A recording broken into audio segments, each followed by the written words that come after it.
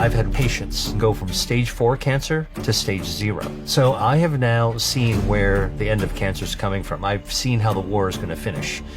And here's how. Dr. William Li is a Harvard-trained physician and medical scientist whose work is revolutionizing the way we understand and fight some of the most devastating diseases facing our world today. I'm going to give you a brand new view of thinking about cancer. And this is shocking to some people to hear, but every 24 hours, there are 10,000 mistakes that are made in your body. Each of those is a microscopic cancer.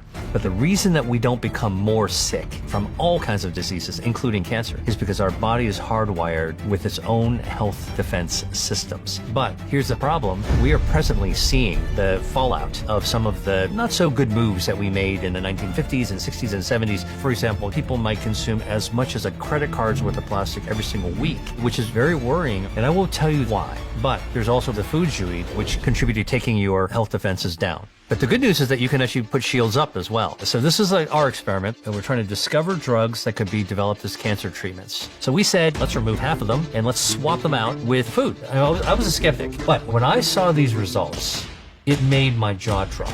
Because the holy grail in the pharmaceutical industry is to find something that can kill cancer stem cells. And we don't have a drug that can do that. Turns out Mother Nature beat us to the punch. And there's more than 200 foods that I've studied that can actually starve cancers. And if you had to pick 5 based on the science you've seen, what would those top 5 be? The good news is that it's food that we can eat every single day. So, number 1. This has always blown my mind a little bit. 53% of you that listen to this show regularly haven't yet subscribed to the show. So could I ask you for a favor before we start? If you like the show and you like what we do here and you want to support us, the free, simple way that you can do just that is by hitting the subscribe button. And my commitment to you is if you do that, then I'll do everything in my power, me and my team, to make sure that this show is better for you every single week. We'll listen to your feedback, we'll find the guests that you want me to speak to, and we'll continue to do what we do. Thank you so much. Dr. William Li. If someone has just clicked on this conversation and they're asking themselves, they're wondering what they're going to get out of spending this time with us for the next couple of hours, what would you say directly to them that they will learn, gain, and how will their life improve? I would say that you're going to hear about food in a brand new way that you didn't realize, that a decision that you can make after this, listening to this or watching this, that you can put into action to your life immediately could actually help you for the rest of your life. It could stave off disease, help you feel stronger, even help you with longevity. So it's no single moves that you can make, but it's the beginning of taking steps that can actually allow you to live the rest of a long, enjoyable life. And what are the key diseases that people are and should be most concerned about today based on their correlation to the food that we eat? Yeah, if you look at the biggest health crises in the world today in developed countries, you're really talking about cardiovascular disease being the number 1 killer, diabetes, and all the consequences, the devastating consequences that come out. Listen, your blood sugar is not being very well regulated. That's the definition over time of diabetes, but the knock-on effect of having high uncontrolled sugars is really underlying metabolic chaos. There's a whole litany of terrible conditions that happens every downstream from that, from eye disease to wounds that don't heal, et cetera, et cetera. Cancer is another one. Dementia is a bigger and bigger problem as our population ages. And a lot of people don't recognize this, but the saying that inflammation is a root cause of chronic disease, scientifically correct.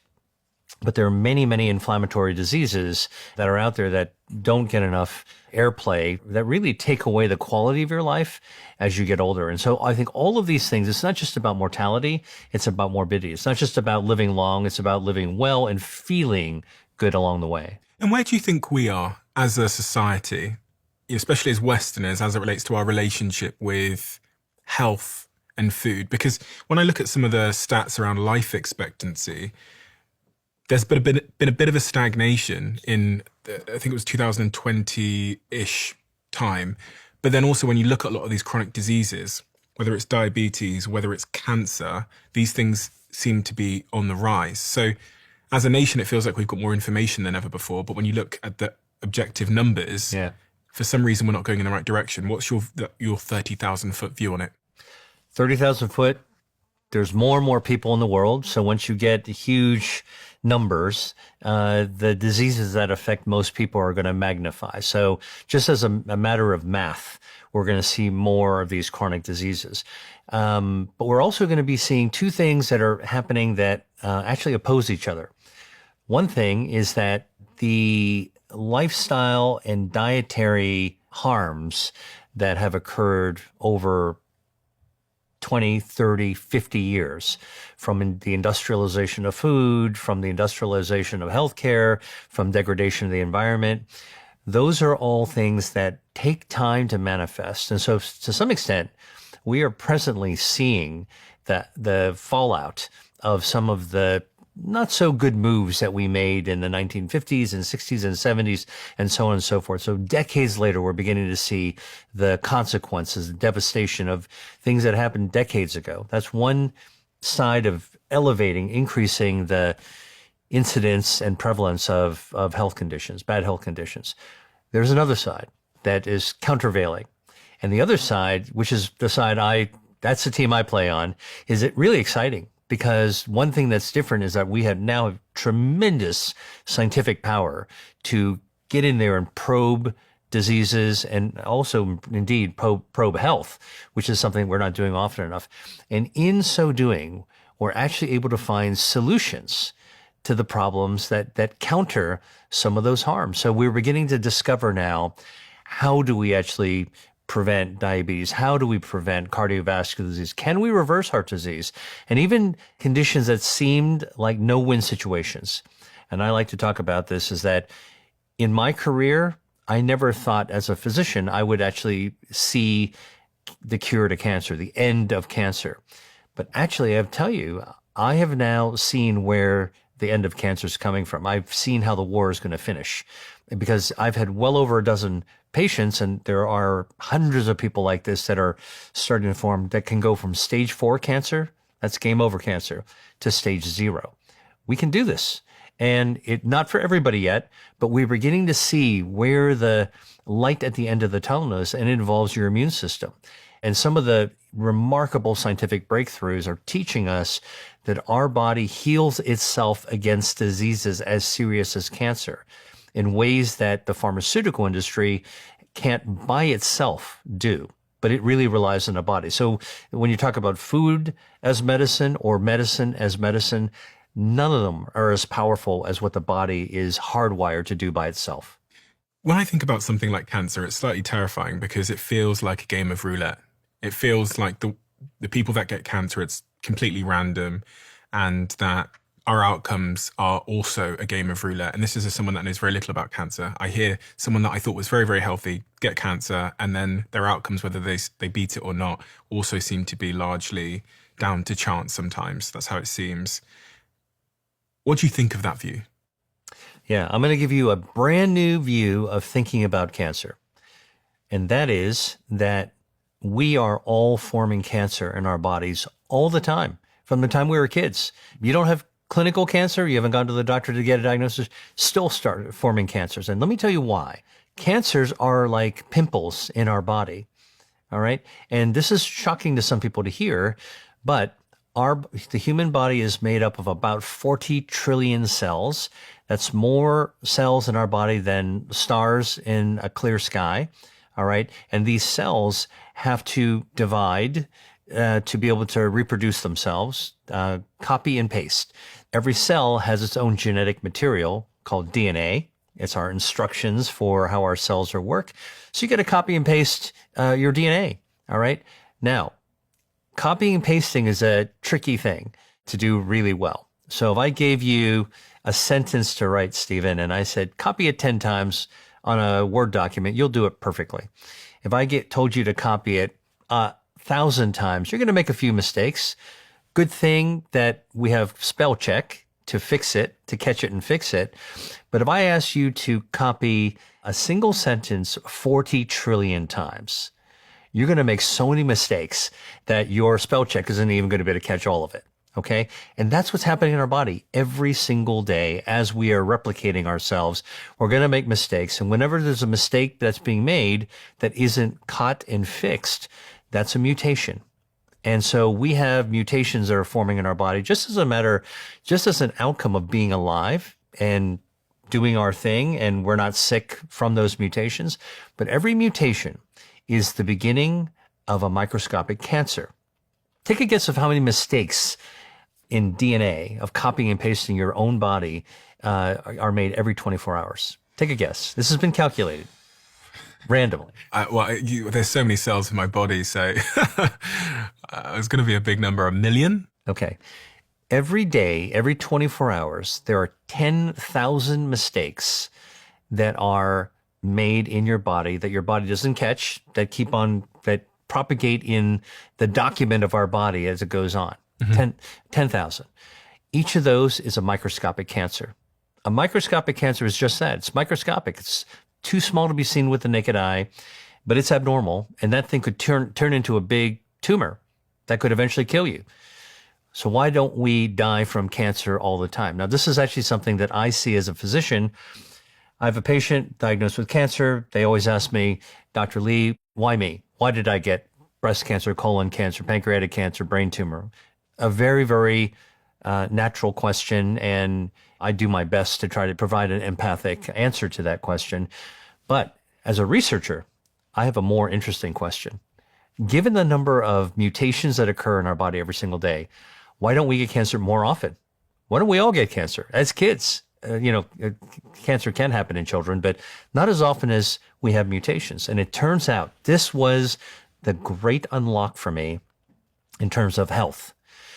The reason that we don't become more sick from all kinds of diseases, including cancer, is because our body is hardwired with its own health defense systems, so that we've got these swashbuckling defenses that are firing on all cylinders all day long. From the moment we're born until our very last breath, these systems that are inside our body defend our health, including the microscopic cancers, spots them, takes them out, kind of like a police cruiser patrolling a quiet neighborhood, sees a drug dealer on the corner, pops him in the back of the police vehicle and takes them away, cleaning up the neighborhood. That's how our body naturally cleans up these microscopic cancers. And so when you talk about cancer as a scary disease, you're thinking about the person whose body has failed to detect and eliminate the microscopic cancers, and it's become large enough to actually become a threat. Now, here's a question for you. So we tell women to actually do a self breast exam when they're taking a shower, look for lumps or bumps. And, if you find one, certainly go to your doctor immediately for an exam. The smallest cancer that you could feel with a trained person can feel with their hands in the breast is 1 centimeter in diameter. A 1 centimeter breast cancer already has 1 billion cancer cells that have already multiplied. That microscopic cancer multiplied 1 billion times. That's the smallest one you can feel. Now, immune system's not taking them out, all right? So you need a better immune system if you want a shot at this, and not just chemo or hormonal therapy. And that's where some of these incredible advances are taking place. But there's another one. In order to feed 1 billion cancer cells, you need blood vessels to feed them. So the cancers, as they get bigger, they hijack our own circulation to feed themselves. Okay. It's kind of like terrorists kicking in the cockpit door to take over the controls of the plane. They want to actually get your blood vessels to feed themselves. Now, normally the body knows how to control those blood vessels. It's called angiogenesis, blood vessels, genesis, how the body grows and controls them. That's my area of research. So naturally, our body knows how to prevent blood vessels from feeding cancers, and yet knows how to direct blood vessels to feed healthy tissues. So guess what? A 1 centimeter tumor with 1 billion cancer cells is fed by 100 million blood vessels coursing into the tumor to feed them. And we've studied this in the laboratory. The moment that a single blood vessel touches a tumor, tiny microscopic tumor, it will grow 16,000 times in size in just 2 weeks. Wow. All right. So I've told you some scary statistics, But now let me kind of give you where the breakthroughs are coming through, right? So with this kind of knowledge, what can we do with cancers? Not just breast cancers, but in general. Number one, we know that if you boost your immune system with foods, with exercise, diet, lifestyle, you're going to actually make your immune defenses a lot stronger to patrol your body to wipe out those microscopic cancers. That's why healthy diet and lifestyle lowers the risk of cancer. That's why eating the right foods that boost your immunity can substantially lower your risk of cancer as well. We also know that you can eat foods that support, prompt up, fortify your body's natural ability to control blood vessels. Keep those blood vessels where they're supposed to be and get rid of those blood vessels where you don't want them to be, which is kicking in the cockpit to take over your circulation to feed cancers. So if you eat foods that are anti-angiogenic foods, like on Staple, you've got coffee and tea. Both of those contain natural substances that cut off the blood supply and starve cancers. That's a good thing. So that's why we know what we do with our diet can actually help to lower the risk of cancer as well. I'm assuming the opposite also applies. I could eat foods, I can drink things that cause my body to malfunction, i.e. makes the blood vessels unregulated, and starts to feed the cancer, right? Yeah, absolutely. So let's talk a little bit about that. So, okay. So I told you the body's hardwired with these defenses. Shields up, right? That's what we want to do. Because shields are already normally up, you want to raise them higher. But what about, and this is a brilliant question you're asking, a very probing question. What are the things that take your shields down, right? What are the things that turn off the smoke alarm in your house, that unlock the doors? Can I take a guess? Is it this? Okay. Now, I know the answer that you're setting this conversation up for, which is a burger with meat. Is that actually disease causing? And I would tell you that yes and no. A burger is something that many people enjoy eating, and I would say eating meat, eating burgers, even eating ultra processed foods once in a while is not going to harm you if your health defenses are naturally strong. But if you make it a habit, a regular habit of eating this at the expense of eating healthier foods, more plant-based foods, less processed foods, okay, you are actually going to tip your odds where the diseases are more likely to get you. What that means is that overeating fast foods like burgers will actually contribute to taking your health defenses down, shields down. So what are those things then that bring the shields down? You were saying... Okay, excess sodium, too much salt, which can be present in a lot of restaurant foods. People eat out a lot, go to restaurants all the time. You ever go to the back of a kitchen or a restaurant to see how they're seasoning their food? Patrons love salty food. It makes food taste really great. Our brains respond very well to salty food. That high sodium levels actually speeds up, accelerates our cellular aging. So we actually age faster, but it also is a huge wear and tear on our health defenses, specifically our circulation. Our blood vessels, our angiogenesis system is taken down by excess salt. Okay, I've got a question here. Obviously, there's a big movement at the moment around hydration and electrolytes. And these electrolytes have magnesium, potassium, they have sodium in them. Yeah. So a lot of people are now taking electrolytes to hydrate themselves. Is there a risk here? So the great news is that the healthy body has got its own titration system for electrolytes. If you drink a electrolyte fortified beverage, your body's going to take everything it needs and it's going to pee out the rest. You're going to eliminate through your urine. All right. However, sodium is one of those electrolytes is present. Like you're not drinking electrolyte fluid all day long, but sodium, you're eating it in almost every food that you actually have, except perhaps dessert, but maybe even then. And so this is one of the things that we realize is sodium is a high risk for hypertension, high blood pressure, inflammation of the lining of your circulation, and that sets up for a lot of badness downstream when it comes to your health, and it takes down your circulation health defenses that we talked about. High blood sugar can also do the same thing. So if you're eating an excess of added sugar, we all have heard by now, glucose spikes and glucose crashes. I don't actually use those words, by the way. I don't like to actually cast our body's metabolism in terms of spikes and crashes. I think those are fear words. They get attention. They do make you pay attention to it. But in fact, really, the healthy body sort of has, smooth ups and smooth downs. They're gentle slopes up and down of our blood sugar, and that's completely fine. All right. And it should be like that. However, if you have an uphill climb of your blood glucose and it continues to stay up, that can actually happen if you're eating too much added sugar. Okay. Added sugar, ultra processed foods. What happens is that your blood sugars, your intake of the sugar, glucose, rises up, up, up, up, up. And now your body has, your metabolism to chase that blood sugar down, and it's got to work harder and make more insulin. And eventually you just wear out that system, and then you have high blood glucose and an insensitive metabolism. And that's the beginning of sort of the dominoes starting to fall apart in your body. And so sugar, high blood sugar, added sugar is a problem. You get it from fruit, not a problem. Okay. No one's going to be eating a crazy amount of fruit. This is why extremes aren't good. Diversity, switch it out. Keep it interesting for yourself. This is what our human nature wants anyway. It's how we're hardwired. You'll actually be fine. So salt, sugar, those are two offenders. Okay. Alcohol is another one that actually can take down your health defenses over time. People say, well, what about red wine? Isn't red wine healthy?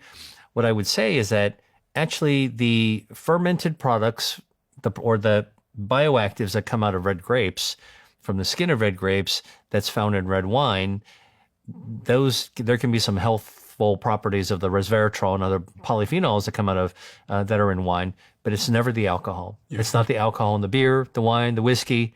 Nope, none of that is. The alcohol is a universal toxin. Toxic to your brain, toxic to your liver, toxic to your heart. Can't get away from that. Your body will recover. Shields up.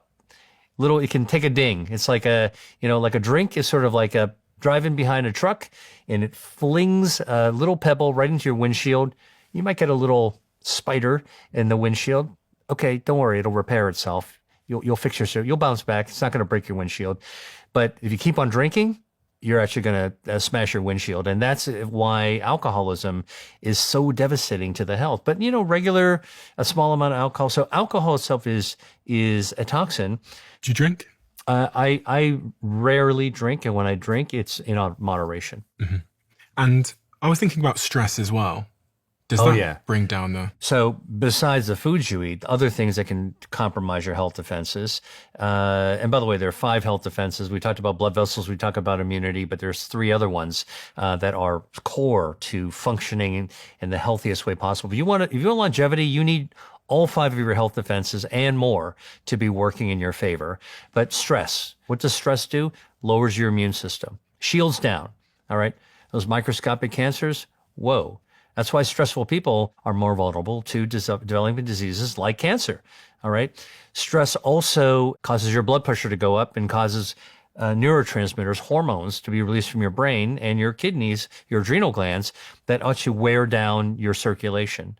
Now your angiogenesis system is also not functioning as well to protect yourself and keep good blood flow going where it needs to go.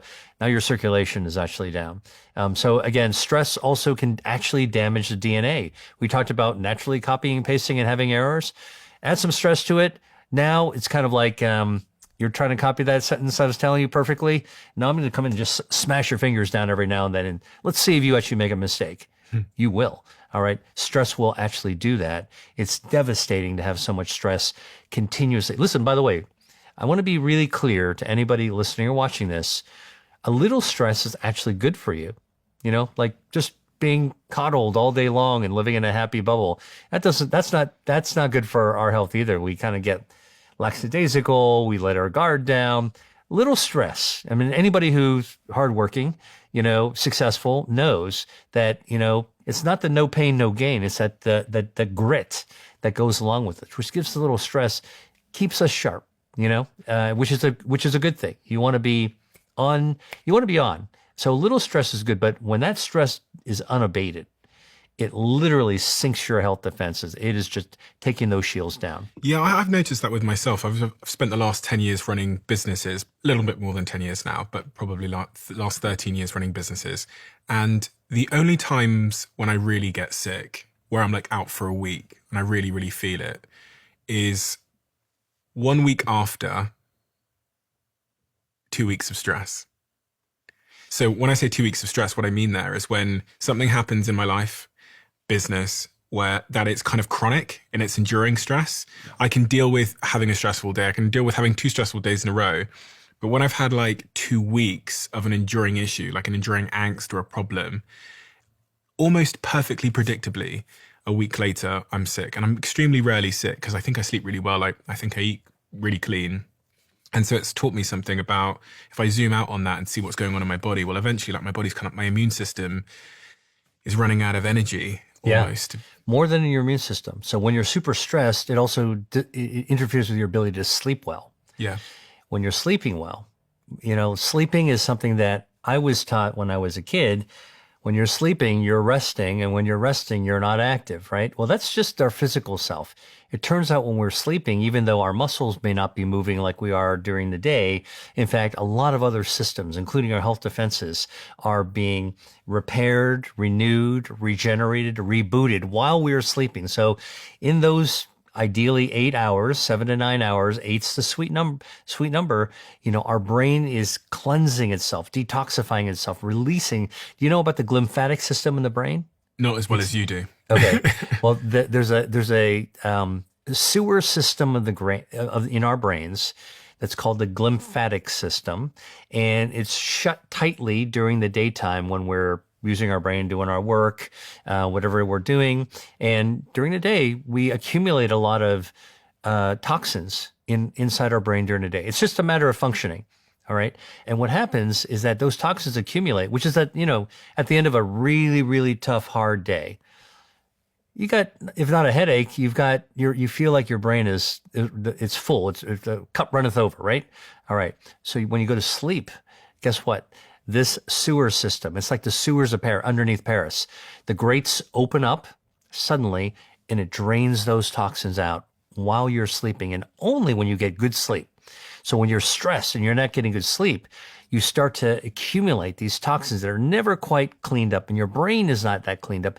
When your brain's not cleaned up, you're feeling foggy. So think about when you're in college, you pull an all-nighter or go to a party or whatever, and you're staying up all night. You're never quite the same. It takes a while for your brain to clean up itself. When your brain is foggy, you tend to not make as good decisions. I'm too tired to work out. I'm too tired. I don't care what I eat. I'm just hungry. I'm going to eat anything. You start to make bad decisions when it comes to diet and lifestyle. You see? So the stress can cascade on your health like that. Is there a certain stage of sleep where the glymphatic system kicks in? Yeah, it's during like the deep REM sleep. Okay. That dreaming sleep. Okay. And that usually comes later in the night as well. Correct. And in more quantity later in the night. So you need to really be getting a lot of sleep. Right. Now, the other thing about deep sleep is while you're sleeping really deeply, your metabolism is also burning down fat. So you think that you're not working out during the night? You're right. You're not actually exercising, but in fact, your metabolism is burning fat. Because while you're sleeping and your insulin levels don't need to be high because you're not eating, insulin levels go down, your metabolism shifts gears. I sort of give people the analogy. It's like your body is a race car, sports car, like a Ferrari. During the day, you are in gear to drive, accumulate speed, and you're revving your engines. At night, you shift gears where you're actually burning down fat. You don't need to accumulate more fuel. Now you're burning down the fuel. So when you're sleeping, you're actually burning away fat. But when you don't sleep well, or you don't sleep long enough, you're not burning down that fuel. That fuel accumulates. Day or two of not good enough sleep, that's okay. Think about flying overseas, getting some jet lag. You got to catch up. Once you catch up, you feel better. All right. But think about this like day in and day out, chronically stressed people who are never getting good sleep. Add a little booze, alcohol to the equation. You can kind of see the problems that are going to build up. Your brain's going to be foggy. Your metabolism is going to be out of whack. You're not burning as much fat from the calories that you ate during the day. Now inflammation starts to rise in your body, and that inflammation really takes down your health defenses. And now you're much more vulnerable. So in your own example of where chronic stress leads to poor sleep and then you get sick, no surprise. If we go back up the thread there, we were talking about the sort of individual perspective on cancer, and I was looking at some stats here, and it says that the number one Google search related to cancer is breast cancer. 1 in 2 people will develop some form of cancer during their lifetime. That's according to the NHS. Cancer is the second highest leading cause of death worldwide, and by 2040, there will be 28 million new cases of cancer each year worldwide. But one of the most shocking things that I saw was that globally, early onset cancer incidence has risen by about 80% by 1990 and 2019. And there was an article which I'd sent to my team a couple of weeks ago. It's called The Worrying Puzzle Behind the Rise of Early Onset Cancer. And it says that there are rising cases of breast, collateral, and other cancers in people in their 20s, 30s, and 40s. And it posits the question, what is going on?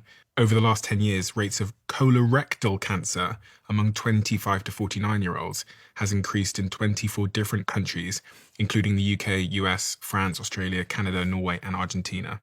I mean, what is going on? Yeah, that's a big question. So are we seeing the results of more harms in our environment that we're being exposed to that are more toxic and leading to earlier incidence of clinical cancer? They're talking about clinical diagnosed cancer, not the invisible microscopic ones that are forming all the time.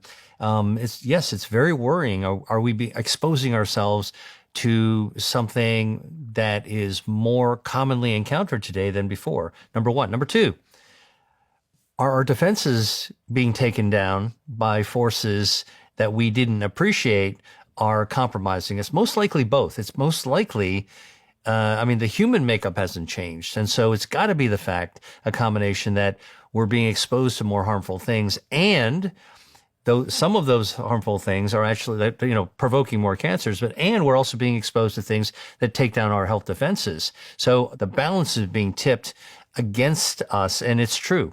I can tell you that when I went to medical school, colorectal cancer was something that you rarely saw in people, even in their 50s.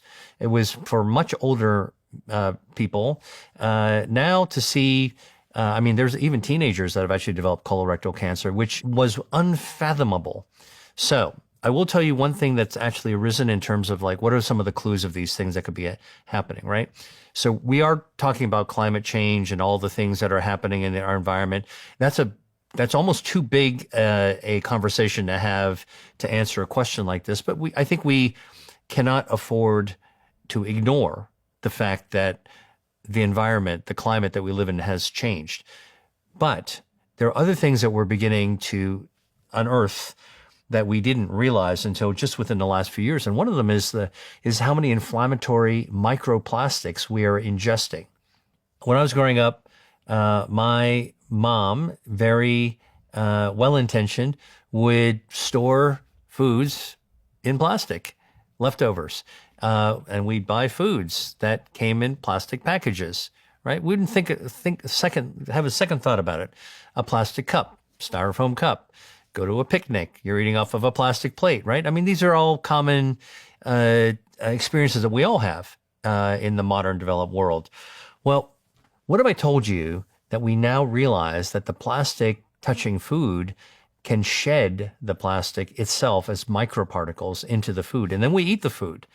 And okay, we've known this for maybe more than a decade. Maybe there's little plastic particles that come off. But, hey, there's no harm, right? We haven't been able to discover it. I used to say that. Now, just within the last few years, we're beginning to pinpoint that, number one, plastics can actually embed themselves in our body. We know where. We also know that these plastics are associated with inflammation. That is a big red flag. The klaxon alarm should start going off. And third is that the volume of plastics that we're consuming is crazy. There was a study that came out recently that showed that in normal autopsies of people that didn't die of a brain problem, that when they were doing the autopsies and looking for plastic, that we could find them. And the amount of plastic that was found in the average human brain is about the amount you'd find in a typical plastic picnic spoon, just distributed throughout the brain. This is like it's a person who's died of something else. Wow. Does that mean that, like you and I are actually, you got a plastic spoon worth of plastic in our brain? There's been some people that calculated, and this has been, the actual math has been challenged, but there was an estimate that, some people might consume as much as a credit card's worth of plastic every single week in their food if they're not careful about it. And let me just tell you where we're finding microplastics. And, I want to get to the point where we're talking about the healthy foods that can actually turn the ship around. How do we turn the battleship of unhealth back to health? So we're back on the course that everybody wants to go to. We want to go to that how do we find our North Star for health? So I do want to get to that, but let me just say something about microplastics. We've now found microplastics in the brain, as I mentioned to you. We found it in the bloodstream. A group in Italy actually looking at men who had narrowing of the carotid artery. That's the blood vessel feeding the brain comes from the heart right to the brain, the carotid artery. Oh, through the neck. Through the neck. Yep. They found that the narrowing that can occur in some men can accumulate plastic. They can actually find plastic particles. There's photographs of the chunks of plastic, the particles, fragments of plastic in there, and they followed them over a period of time. Those men who had plastic embedded in their blood vessel lining had a 4-fold increase in the chances of having a fatal heart attack or a stroke years later. 400%. Fourfold. Yep. Okay. Now that's not kidding, right? So now we're beginning to take notice of this, but we're also finding microplastics in breast milk. We're finding microplastics in testicles. We're finding microplastics in human semen. How does it get there? And urologists who are doing surgery on the penis are finding that in the human flesh, when they look into the microscope, we never used to look for this. Now we're looking for it, that there's even microplastics in the flesh of the penis. Okay. So if anybody listening to this isn't taking notice about microplastics now, it's time to start thinking about this. So one of the questions is, and I'm not saying that the rise in rate of cancers that we're seeing is due to microplastics. What I am saying is that we're beginning to wake up to the fact.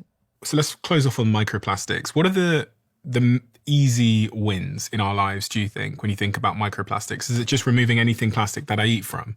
Or are there some sort of easy, cheap wins? Is it my shampoo? Is it my frying pan? Is it a container? Yeah. So I always tell people that the easiest way to lower your exposure to microplastics is to throw out your plastic cups, your plastic plates, and your plastic silverware. Mm-hmm. Okay. And get ceramic or glass. That's the best way to actually avoid those.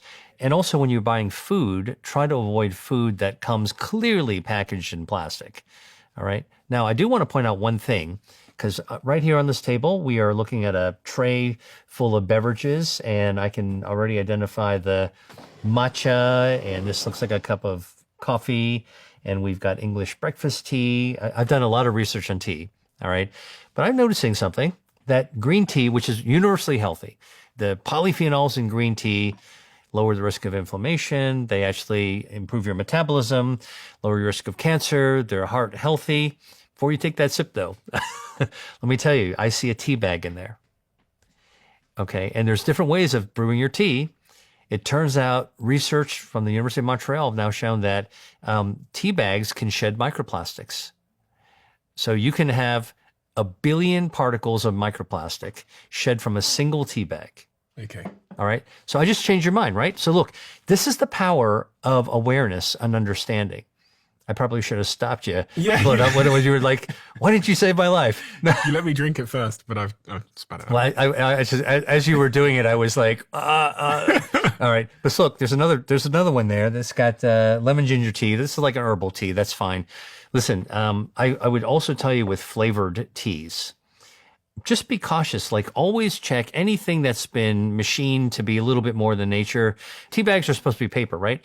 Well, in order to prevent the paper from ripping, the manufacturers of the tea bags spray it with a small amount of plastic to have it hang together better. And that's the plastic that comes off. But what about the lemon and ginger in this lemon ginger tea that sounds so appealing and calming, right? And something that most people would find nice as an herbal tea. Well, listen, you're relying on a factory to actually put that lemon flavor, ginger flavor. Is it real lemon or is it real ginger? Always look at the ingredient label to know what's in there. Or just buy your own tea and squeeze your own lemon and add your own piece of ginger. These are ways to actually kind of avoid the potential exposures to toxins that come from ultra processed food. So all this conversation about, avoid ultra processed foods and watch out for all those harmful things, it's actually quite easy to dodge them if you just have in your mindset that you're just going to make it yourself, and it's absolutely easy. Now, I will tell you something interesting about English breakfast tea. We did research at the Angiogenesis Foundation, the nonprofit I looked at, to look at different types of teas, different types of green tea, Japanese tea, Chinese jasmine tea, English tea. And we were always assuming, again, this is the power of food as medicine research. We were always assuming that the green tea is going to be the best. I'd always heard that Japanese green tea is going to be like the ultra best.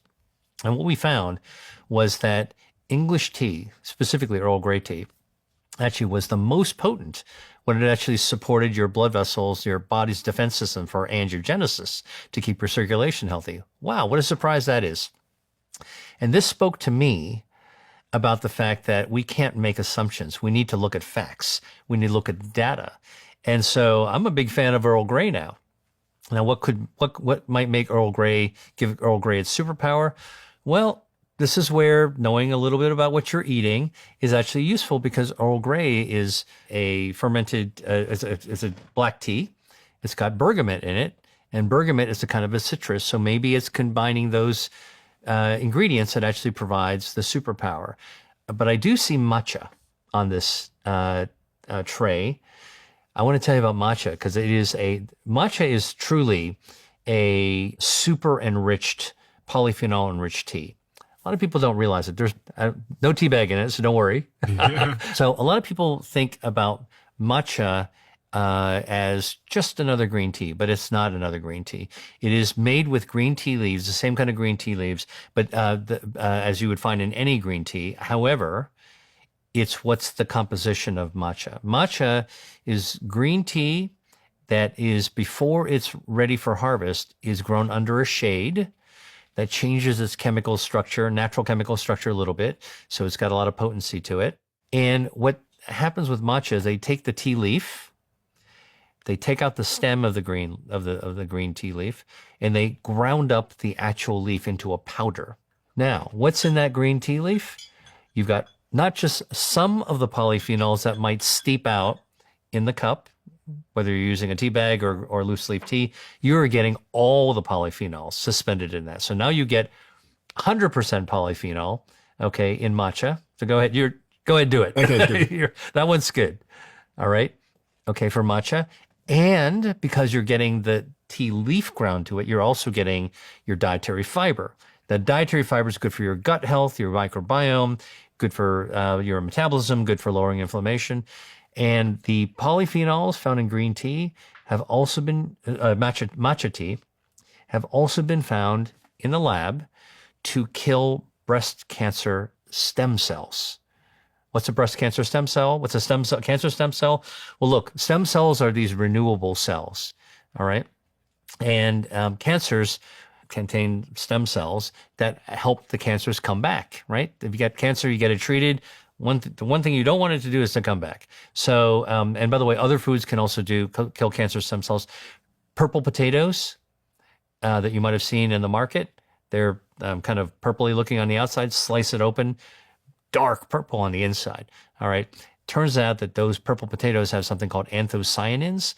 Purple potatoes have been studied in a lab, okay, at Penn State University, and been shown to kill colon cancer stem cells, which contribute to the colon cancer coming back. So full disclaimer, I made a very, very big investment, a 7-figure investment into a matcha company a couple of years ago. And if you look at the search trend data on the subject of matcha, I don't know if you've seen this, but I'll throw it up on the screen for anyone that's watching on video, but you can see how it's just come out of nowhere. It seems it's exploded. And when you say that matcha cells have an impact on breast cancer cells, what does that mean in reality? Does it because obviously the conclusion one might jump to is that if you drink matcha, you're lowering your risk of breast cancer. But that's not necessarily what you're saying. What I am saying is that drinking green tea in its most healthful form, okay, raises your body's health defense systems. Yeah. And by having better health defense systems, better immunity, better control of your blood vessels, better control over your DNA and those mutations, and if you can actually kill some of those stem cells, cancer stem cells, that's going to be in your favor as well. That is overall going to actually lower your risk of cancer. And so I think that, and by the way, the other thing that green tea and matcha can actually do is improve your metabolism. It's really pretty much all good. My great uncle, by the way, lived to 104 years old, vital, intact, independent. He told me that he attributed his longevity and his vitality to the fact that he lived at the base of a mountain that grew tea, that every morning he got up and he walked up stone steps, a stone path to a tea garden, and he had freshly picked tea. It's all organically grown and everything.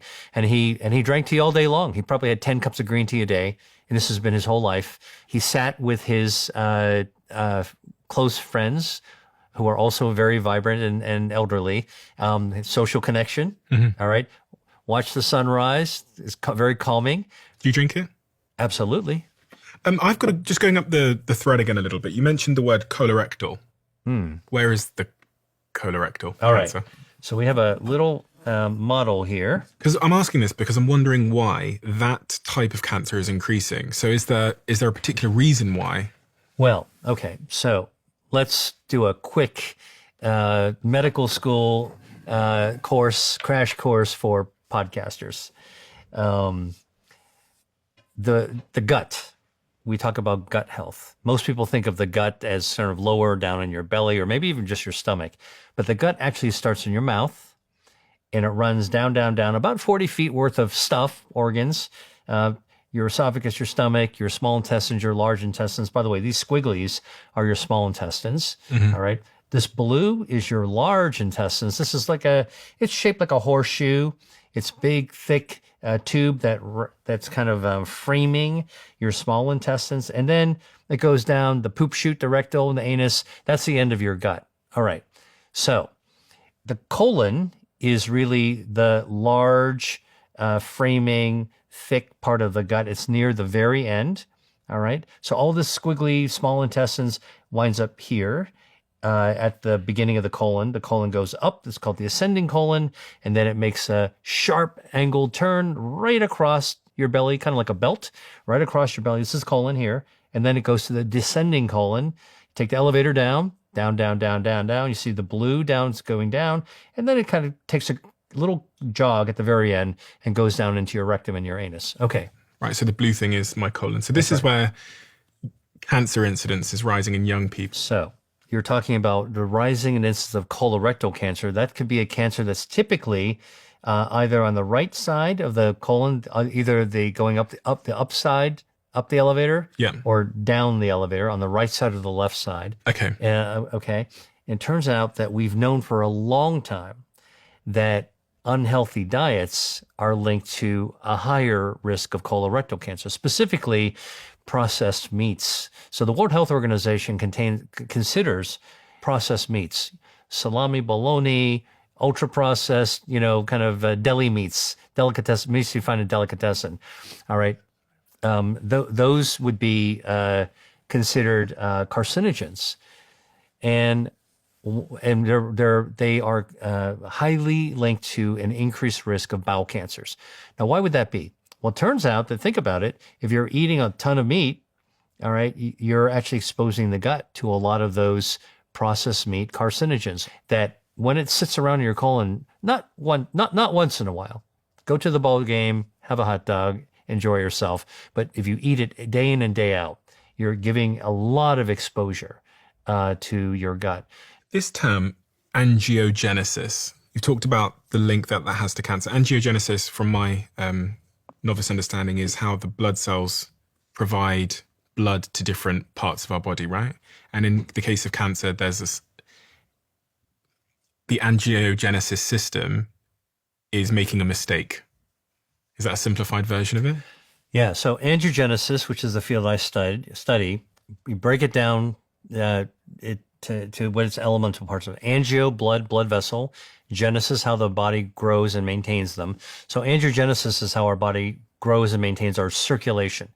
A lot of people don't know this, but our circulation is one of our body's health defense systems, and it's so extensive that in a typical adult, there are 60,000 miles worth of blood vessels packed inside our body. These are the highways and byways that deliver blood to every organ and tissue. But that means that they also deliver the air we breathe, the oxygen we're breathing in, and the nutrients that we're eating. So we eat good things, they're going into our bloodstream, and our blood vessels, our angiogenesis system, delivering to every cell in the body. Now, you eat something bad, similarly, or you breathe something in bad, similarly, those blood vessels are delivering something negative. Now, inside the blood vessels is a lining. It's called the lining is like a clear, like a plastic wrap inside the blood vessel called the endothelial layer.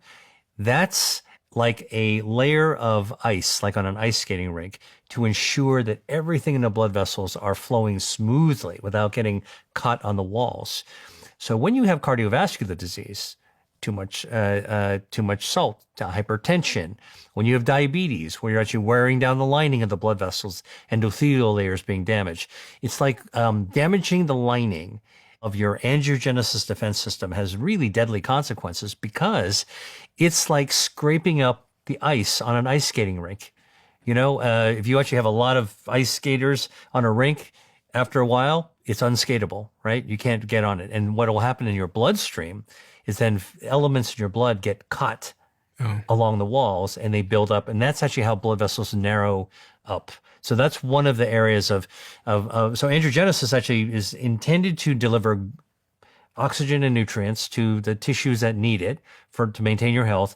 But because it's so critical, it's also very, very carefully controlled. So you don't have blood vessels growing where they should not be growing, like in your joints, in your eyes, or of course to cancers. You definitely don't want to be feeding cancers by delivering oxygen or nutrients to them. I've got this graph which shows different things that cause more or less angiogenesis. If you've seen this graph, but okay. So you are showing a graph that I generated, my organization generated. And this is actually, you're looking at the experiment that got me into food as medicine. Let me explain to you the experiment. I'll put it over here. So we were studying at one point drugs, and we're trying to discover drugs that could be developed as cancer treatments. So what we're looking for are drugs that could cut off the blood supply to tumors. So we were screening lots of chemicals that biotech companies were developing and inventing, and professors were inventing, and said, hey, can you take a look to see this could be a worthwhile drug that could cut off the blood supply to a tumor as a cancer treatment? All right. And at the time, there were no such treatments. So it was all discovery. Like this was, like the golden age of discovery when it came to angiogenesis. We were testing, oh my gosh, this thing could really stop blood vessels. Could we develop this into a cancer treatment? Ultimately, yes. The answer was yes. But we were looking for them. And so we developed a system where we could add a substance into a laboratory test system to see if blood vessels would grow or shrink.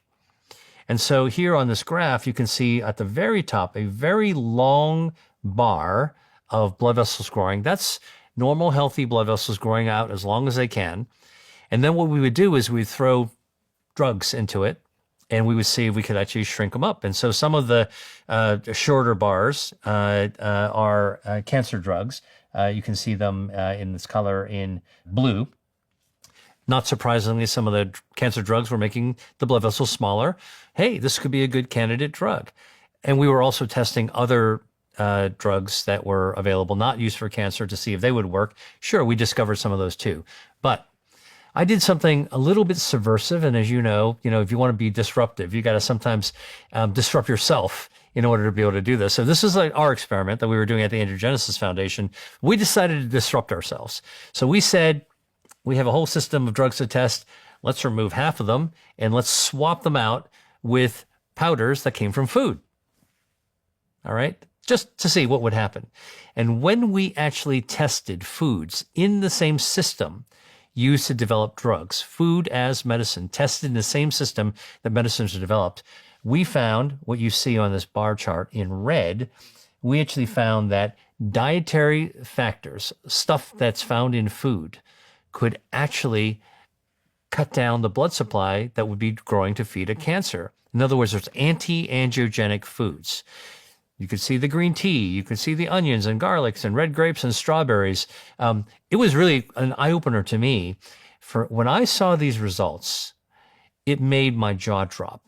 And I said, my God, foods have potency just like drugs. I was a skeptic, all right? And it just made me realize, like, this is something that I had to pursue. This was an area of research that I absolutely had to actually look further into. A drug takes a decade and $1 billion or more to be able to develop from scratch to reaching a patient. And then not everyone who needs a treatment can actually get the drug. But a food has immediacy. If you discover something amazing about a food, whether it's matcha, whether it's purple potatoes, whether it's a strawberry, that immediacy could be used beneficially without toxicity. All right. And affordably. And so I just saw this as this experiment is what brought me into the realm of food as medicine. So I'm going to ask some stupid questions here. So on here, I can see that, for example, soy extract causes less angiogenesis, which Yes. from what I understand is the growth of these blood vessels. But does that mean that if I have lots of soy extract or artichoke or parsley or berries, that it's going to cause other parts of my body not to grow blood cells? So this is the great question. Let me kind of reframe the question as you're asking it. If experiments are able to show that certain foods can prevent blood vessels from growing, will that actually cause a problem with your body's health defenses to keep blood vessels from growing in healthy tissues? Yeah. All right. Answer is no. And here's why. As a health defense system, our angiogenesis system is completely designed to yoke in the right number of blood vessels to give just the right amount of blood flow. Not too much, not too little. I call it the Goldilocks zone. You know, Goldilocks, the fairy tale. The bears were home invaders. They broke into the house and they were looking for chairs and porridge and beds. Not too hot, not too cold, but just right. All of our health defenses, including the angiogenesis health defense, is hardwired to keep the body just right. So what that means is that eating foods like artichokes or strawberries or soy can actually help your body prevent extra blood vessels from growing towards cancer, for example, and other disease tissues, but it will not override the body's natural ability to get the right amount of blood vessels to the right tissue. So you don't have to worry about starving your healthy tissues. You're just cutting off the bad blood vessels of the tissue. I call it like a landscaper on a golf course that breaks out the lawnmower to mow that the golf course so it's got a perfect level of the lawn. You're not going to actually carve out a bald spot in a country club. You're going to get just the right amount. Similarly, and we're not talking about this graph, there's another graph that can actually show foods that you can eat that can grow blood vessels, healthy blood vessels, where you want them. And it turns out things like fruit peel can actually do that. And barley can grow new blood vessels. And dark chocolate can actually help to support blood vessels as well. And some of these things can also work on both sides of the equation. They can prune away the bad extra blood vessels and they can grow them whenever you need them. So your body is sort of like the gardener extraordinaire. It knows exactly how to actually tend. You give them the right ingredients, they know exactly where to put the grass seed, and they know exactly where to mow the lawn. Have you ever had cancer in your family? Yes. Cancer has touched my family like it has for most people. I had two uncles years ago that passed away. One passed away from colon cancer, one passed away from liver cancer. And, I was a doctor at the time. And so I felt so helpless because as a doctor, I could diagnose, I could lay hands on, I could feel the hard liver, I could feel the masses. And I felt at the time helpless. Even though I was doing the research, cancer research, and finding future paths, I felt like this was, we're not there yet, and we can't, I couldn't help him. I felt powerless. Fast forward, we're now at a point where we're beginning to see the light at the end of the tunnel. And when my mother had cancer, so my uncle's sister, my mother, wound up having endometrial cancer. She was 80 years old. One day, had some bleeding, went to the hospital, found a mess. She had a hysterectomy to remove her uterus and ovaries, and they found in there an endometrial cancer.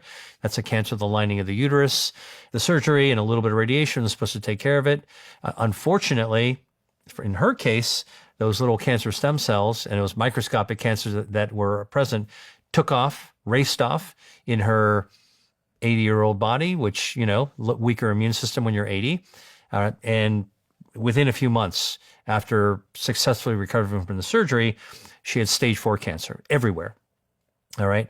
And her oncologist told me, Dr. Lee, you're a doctor as well. This is serious, and this is pretty much the time of game over.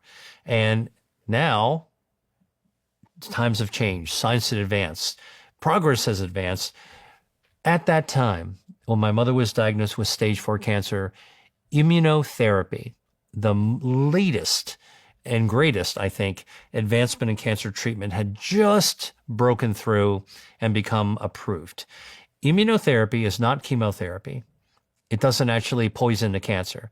Immunotherapy is a medicine that you give a cancer patient that wakes up your own immune system. Whether you're a young person or an old person, it can wake up your immune system. All right. And my mother had immunotherapy. She was one of the early patients that got immunotherapy, and her own 80-year-old immune system woke up like an army of super soldiers and went after that cancer. Now, we completely adjusted her diet so that her body between treatments would be as strong as possible, shields raised, as we've been talking about. And we gave her a little bit of radiation to help her immune system spot the cancer. Guess what happened? 3 treatments of immunotherapy, three weeks apart. So time 0 is the first treatment. 3 weeks later, the next treatment. 3 weeks after that, the next treatment. All right. So we're talking about a total of 9 weeks of 3 treatments. All right. Of these 3 treatments, we scanned her. Stage 4 went to stage 0, and she never had chemotherapy. Now, chemotherapy can be helpful too with immunotherapy, but this was where I saw firsthand, close up in my own family, the ability to harness your body's own health defenses in a way that I couldn't do for my uncle 15 years ago before, and we lost him. And we were to save my mom. And I can tell you, I literally had dinner with my mom 2 days ago, and she's 90, 91, 10, 11 years later, completely healthy, completely cancer-free. And by the way, this immunotherapy, if we could only get this to work as well for everyone, this is where we are in the history of medicine. We can see an end. We know how we can get to an end. We've actually seen successes. We just can't get it to work for everyone yet. And there are different ways to actually wake up your immune system. Another way that I'm working on now that a colleague of mine in Germany is working on is also absolutely jaw-droppingly amazing. Imagine this. Somebody has cancer, and they're going to get a biopsy no matter what. They're going to take some tissue out to look at it under the microscope. What kind of cancer is it? Is it a brain? Is it a breast? Is it colon? Is it pancreas? Where is it coming from? You're going to get a diagnosis. Right now, up until recently, that's all we did with the tissue, the biopsy. You just got a result, and it's kind of like a death sentence depending on what type of cancer. And you're supposed to then go to the guidelines and open up the treatment book to say, well, what's the pathway what's the recipe we should follow for treatment? Too often, those recipes don't work very well or for very long. And what if I told you that where we are headed with cancer therapy is a new frontier where you take the tumor with the biopsy, sure, look at it under the microscope, call it out, define what it is, and then you send it to a lab where you do complete full-on genetics. You sequence the entire cancer genome. All right. Right now we do sequence. We take a dozen, 2 dozen, 3 dozen. I'm talking about doing 20, 30,000 genes, right? Right now, most people say it's not worth it. We don't know what we do with all that information.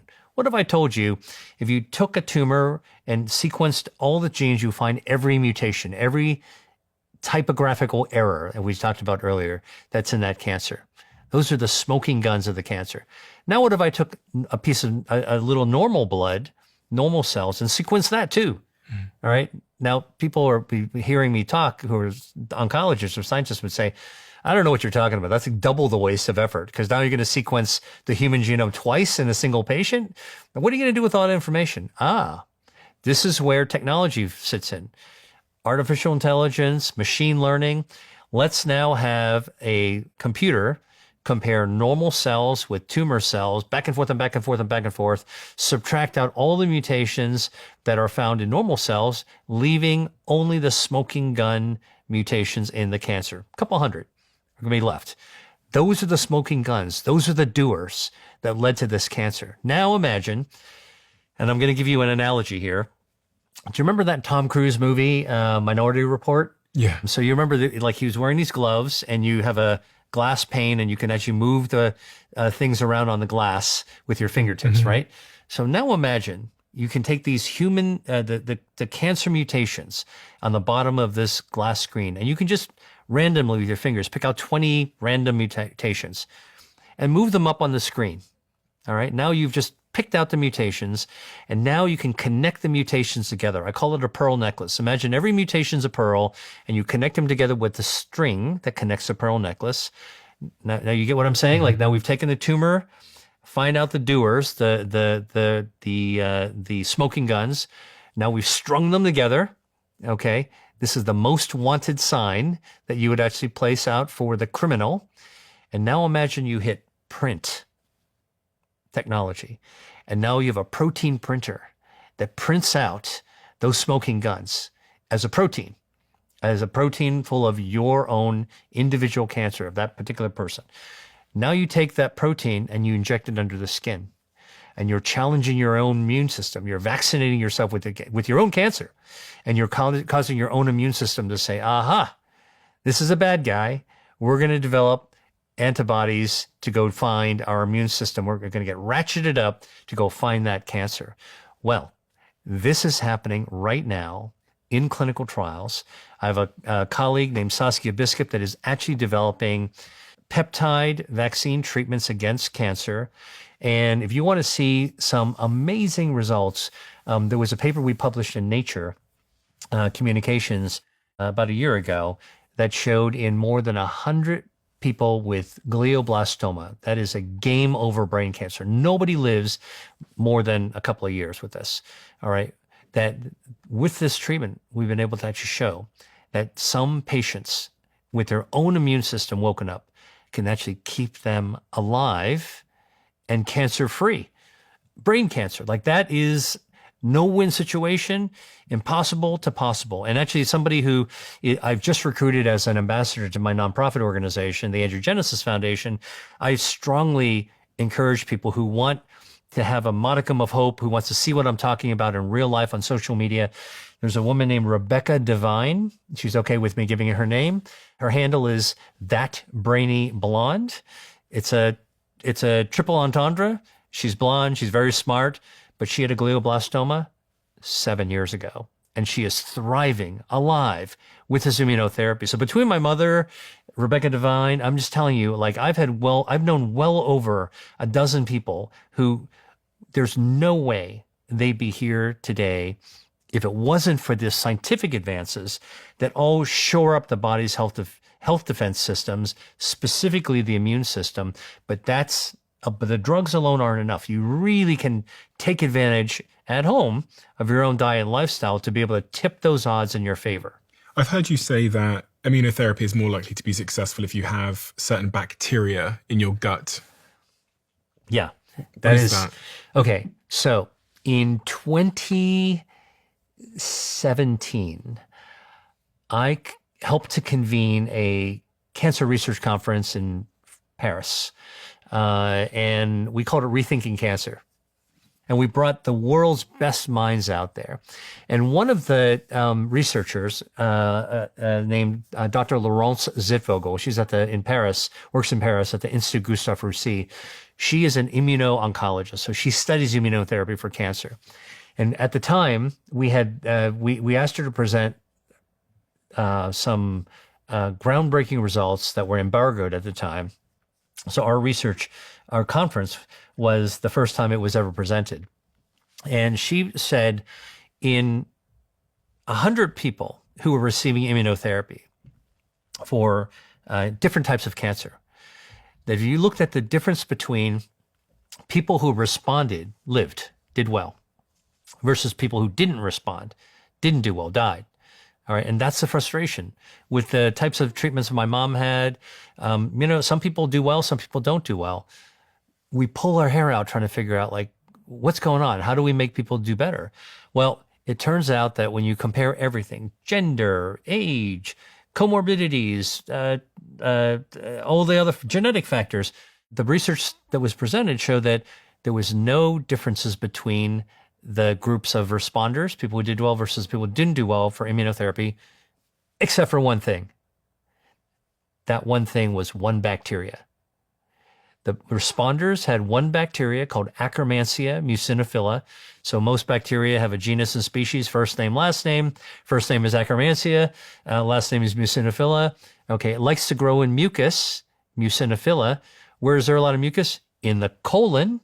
Where's the colon? That's on this model, the blue area. So Akkermansia grows right here in the cecum, which is the pouch in the colon right at the beginning before you take the up elevator to the top of the colon.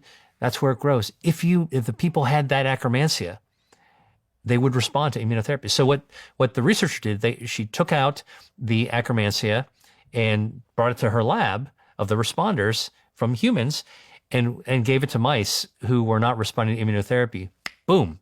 She'd resurrect the immune response to kill the cancer. So this is one of the first bacteria, and there may be many, many that we haven't yet discovered. All right. So like my whole career has all been about discovery. There may be more bacteria, but we discovered at least one, the presence of which seems to be absolutely vital. If you are a patient receiving immunotherapy, the type of immunotherapy called checkpoint inhibitors, if you want to tip the odds in your own favor of being a responder. Now, how do you get Akkermansia? Well, at the time, there was no Akkermansia probiotics. Now you can actually find Akkermansia probiotics. But at the time this was coming out, you had to grow your own Akkermansia, DIY Akkermansia. All right. So how do you grow it? Well, it turns out that there are certain foods you can eat that grow Akkermansia. What are those foods? Pomegranate juice, pomegranate seeds will grow Akkermansia. Cranberries, cranberry juice, dried cranberries will grow Akkermansia. Concord grape juice, or Concord grapes will grow Akkermansia. Chili peppers will actually grow Akkermansia. Chinese black vinegar. You ever go to dim sum and have soup dumplings? Oh, yeah. The black vinegar sauce that they use for as a condiment to the soup dumplings? Mm-hmm.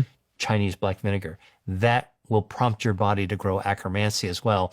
So what is your diet of preference then? There's so many different diets that people speak about when they talk about cancer and other chronic diseases. As I think I said to you beforehand, I'm on an extremely low carb diet, which is like verges on keto, but I kind of bounce in and out of ketosis. What do you think of, let's start with the ketogenic diet. Do you have a view on that kind of diet? Yeah. So let me just give you my perspective on diets. Lots of different diets out there. They're all designed with kind of a specific perspective and a particular goal in mind. Oftentimes, diet, whether you're talking about South Beach or keto or carnivore or vegan, they're all designed to achieve a certain kind of goal. Most of them are very, very difficult to maintain for a long period of time. Now, people are vegans and vegetarians, and that's something that, because of the diversity of the food that you can actually maintain that. But if you're only doing pure keto, that's very difficult to do. So most popular trending diets are short-lived, short-term solutions, and they'll kind of force your body to do something. All right, but you can't keep it up. And so a diet that you can't keep up isn't, to me, a very practical diet, because you're go into bursts of activity that you just can't do your whole life. I find that it's much more healthy in the long run if you can find a sustainable way of eating that works for you personally, that you can maintain, and that you're going to enjoy your life as well. Most people who are on really strict diets, they're not enjoying their diet. You know, like people who only eat meat, only eat carnivore diet, or only eat raw food. Listen, don't con me. You can't be enjoying eating raw food, you know, your entire life, you know, navigating through society and seeing other people, you know, eat a big steaming plate of pasta or something, you know, or going to a Chinese restaurant. So what I'm saying is that trending diets are well-intentioned. They often are designed to do one thing, but you can't keep it up. So it doesn't really, at the end of the day, contribute to the ultimate goal.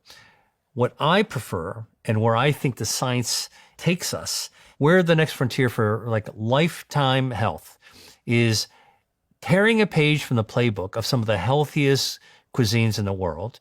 And I would say Mediterranean is the hotbed, the crucible of a lot of healthy diets. Not just the blue zones, I think, but there are blue zones in the Mediterranean. Also Asia. There's a blue zone in Asia as well. But, you know, look, there's also a blue zone in Latin America. If you take a look at the common denominator of what's going on in the Mediterranean and Asia, is a very healthy, plant-forward, fresh, seasonal, healthy cooking oils, healthy preparation style, absolutely delicious way of eating. I mean, come on.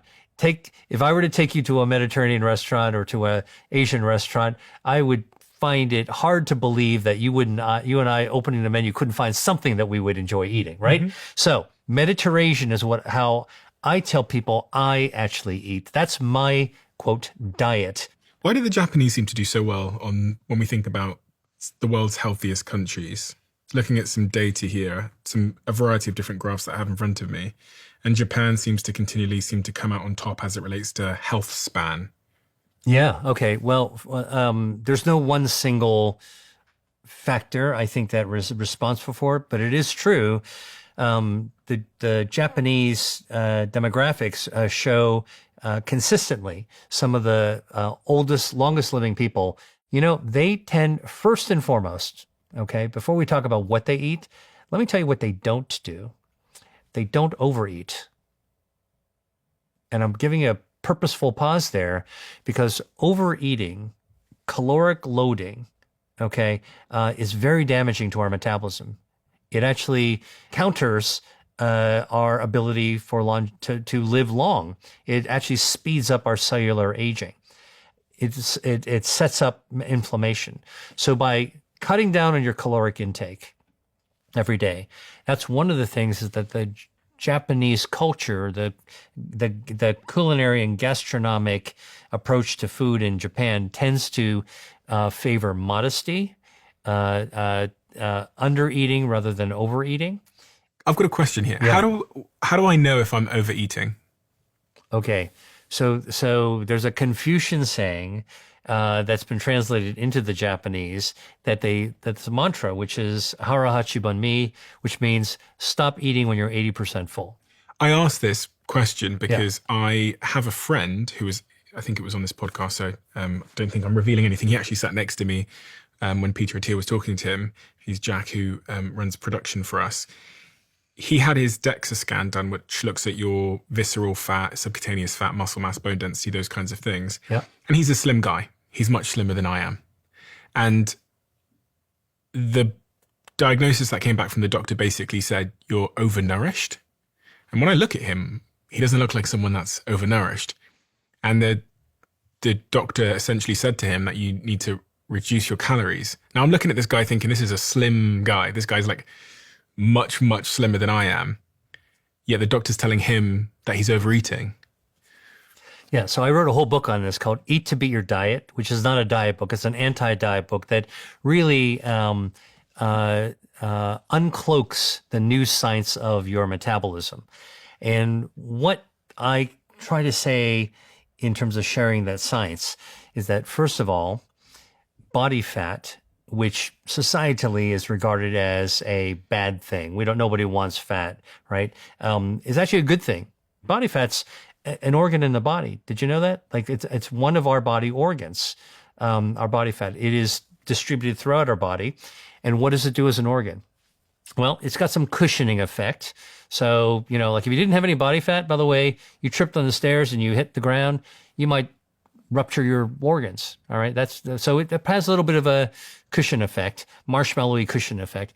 But our fat also is a fuel tank to store fuel. So when we're eating calories, our calories are our energy. We're eating food, we're eating calories. That's our energy. That's a fuel our body runs off of. I always tell people, if you have a car and you're filling it up with gasoline at the petrol station or the gas station, you don't even think about your gas until your fuel gauge starts to run low. And the same thing for our bodies is that we don't think about our fuel until we're hungry. And our hunger in our brain and our gut is really as our fuel tank that signals, we're getting towards that red line, better go fill up. Now, unlike a gas station or a petrol station, there's no clicker on our body. We can keep stuffing food into our system. We can very easily overload our fuel tank. Okay, that is, you've got to cut back on your calories. That's what your friend heard when the doctor was saying you got to cut back on your calories because you're overloading on fuel. So where does the fat build up? There's different areas that fat in your body builds up. Now, the fat there's white fat and there's brown fat. White fat can be under your chin, could be under your arms, could be in your thighs and your butt, could be the muffin top, around your waist. But that's not where the most dangerous fat builds up. The most dangerous fat, inflammatory fat, is a fat that builds up inside the tube of your body. So if you think of your body like a poster tube, okay, inside that tube, all this gut is, the body cavity, if you were to slice this body in half and look at a cross section, all right, it's a tube. You can fill any of these interstitial areas between organs, you can pack with fat. So think about, you're going to FedEx something to somebody, overnight mail, a vase or a glass or bottle of wine or whatever. You're going to pack it full of peanuts and you're going to put it into a package. Well, look, you can get a big box and put a lot more peanuts on, or you can take a skinny box that will just fit it and you'll put it in. So it doesn't really matter the size of your tube. You could be a skinny person and you could pack it with a lot of peanuts, in this case, visceral fat. And that's what you're talking about in a skinny person with too much visceral fat, too many peanuts packed in there. And that is a result of overconsumption of calories, that fat, that energy, the fuel tanks building up within a skinny body. Yeah. And that's what we call skinny fat. I am still mildly in shock about it because I saw his results, I panicked. So the next day I also went to the same clinic as him. I had my DEXA scan done and it came back and said that I had, quote, 0 visceral fat. So my results from Dr. Peter Attia said I had 0 visceral fat, which he said was rare.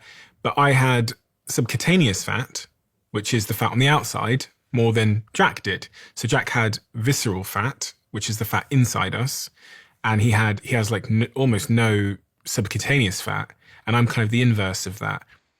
And I don't understand I was trying to figure out, why is my body, when I eat something, putting the fat subcutaneously on the outside, whereas Jack's body is putting the fat on the inside, which is the dangerous fat?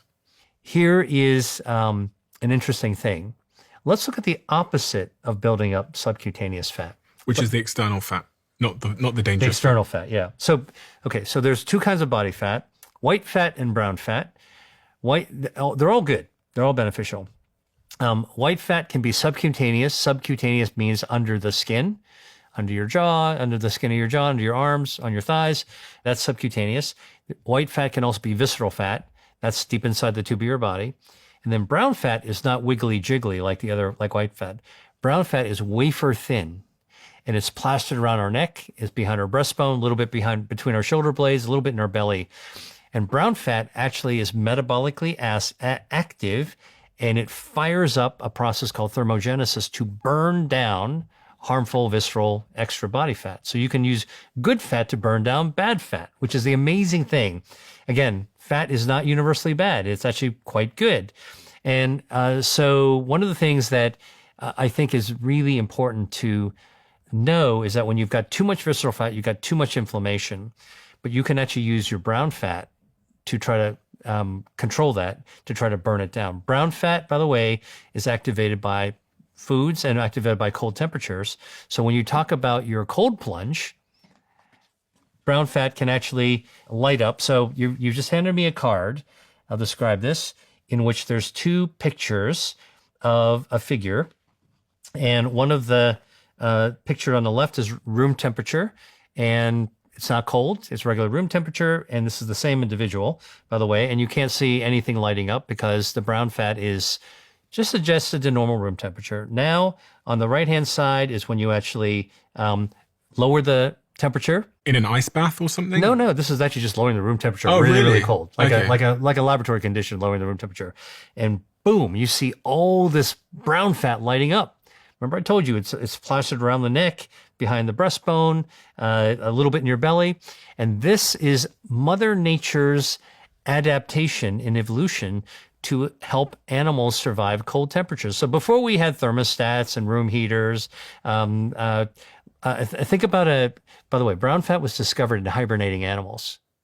There was a zoologist who was looking at, plucked out a kind of a muskrat-looking animal from hibernation and dissected it and found that there was this brown lump that was between its shoulder blades, and nobody knew what it was. The more researchers and biologists and zoologists looked at animals that were hibernating, they found this very consistently. In fact, they called that brown mass first a hibernoma. Hibernating, oma, a mass, we don't know what it does. Okay. A hibernoma. That's what it was known until 1930s. In the 1930s at UCLA, a researcher who, in the beginning, we didn't have microscopes, and then we had microscopes, and we had really great microscopes. And all of a sudden in the 1930s, the researcher at UCLA said, that hibernoma is actually made of fat cells. And those fat cells are brown. And the reason they're brown is because they have a lot of mitochondria in it. Mitochondria being the fuel cells of our body, like they're the batteries of our body. They're they're the energy generators in our cell. And mitochondria are very rich in iron. And when iron is oxidized, it turns brown, like a pile of nails that you put outside your door. And the outdoors, silver nails will turn brown. Brown fat, packed with mitochondria, energy generating, packed with iron, oxidizes, turns brown. That's why brown fat is brown. And so what happens is that in cold temperatures, like in hibernation in winter, the brown fat fires up, and that's what keeps these hibernating animals warm throughout the winter so they don't freeze to death. Now, humans, we can actually use that to our advantage. We can actually activate our brown fat. Cold bath will do it. Sleeping in cooler rooms will actually start to activate it as well. By the way, when those mitochondria fire up, they're burning energy. You know where they draw that energy from? From your white fat, from your visceral fat first. So you want brown fat, good fat, to burn down bad fat, visceral fat, white fat. You want to sleep in a cool room, or you want to go into a cold bath. And there are lots of foods that you can eat foods to activate your brown fat to burn down harmful fat. And then the last thing is cortisol, the job that we have. I know that it doesn't sound like a hard job to be a podcaster, but in Jack's role, he's basically working 7 days a week. Sometimes, he's working early hours of the morning. He's traveling around the world with me to come to these studios. I observe it. It's a stressful job. So I was wondering if all of these factors play a role in how our body chooses where to store things. And really, like, the role of cortisol in determining fat storage is so interesting to me. Like the role of stress in determining where our fat is stored. Yeah, well, cortisol is a stress hormone. It actually snaps us into action. It actually is also healing. Cortisol is got multiple job descriptions. It's kind of like a Swiss Army knife of hormones. In small bursts, cortisol, incredible. And it makes you feel good as well. It's a kind of basically it's a type of body steroid. So cortisol is a very, very useful hormone for all kinds of reasons, but long-term stress will lead to excessive, prolonged, unabated cortisol secretion. And when your cortisol levels are up, and relentlessly, that then actually changes your metabolism. It definitely alters the ability for your fat to actually conduct its metabolism. I mean, fat releases itself about 15 different hormones. So when you mess up the hormonal structure, the endocrine structure of your own body fat with something like excessive cortisol, you'll actually begin to derail your own metabolism. So it's not the short-term cortisol, it's a long-term cortisol that's actually the most damaging. Why is visceral fat dangerous? Because people refer to it as being linked to a lot of chronic disease and cancers and stuff like that. But what evidence do we have that it's dangerous, and why is it dangerous? Yeah, because the tube of your body with all the organs packed into it, just like we're seeing here. Look at all these organs packed in. You got your liver, you got your stomach, you got your colon and your small intestines. That's packed into the tube. All right. It's kind of like packing for vacation. You know, some people are really, really skilled at packing. They can actually fold their socks and their underwear and their pants, and it's like, oh my, you're a genius. You're a packing genius, right? Now, visceral fat grows between those folded shirts and pants, and it fills a lot of space in there. When you have too much of it, not only does it fill up the suitcase of your body, the tube of your body, but it starts to push on organs, which is not healthy because it's all packing inside between the spaces, the potential spaces in there. And then when it grows beyond its own blood supply, the visceral fat starts to starve. It becomes hypoxic, meaning it's not getting enough oxygen, bigger than the amount of blood vessels that are growing in there. And now you've got the center of the fat starved of oxygen. The inflammatory cells start moving in, and now you've got this fat that's outgrown its own blood supply that's now becoming very inflammatory. And because it's packed all throughout the tube of your body into the suitcase of your body, it's leaking out that inflammation everywhere. So think about it. Like if you have a neatly packed suitcase and you're like, I'm going to put some lotion and cream, canisters of lotion and cream. I'm going to pack it everywhere in between the spaces. Okay, look, Stephen, pack a few, but let's stop right there. And I'm going to pack like 20 or 30 of them. And you keep on stuffing it.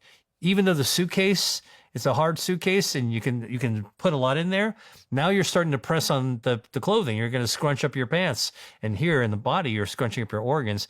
Now, why don't we make one of those tubes of cream?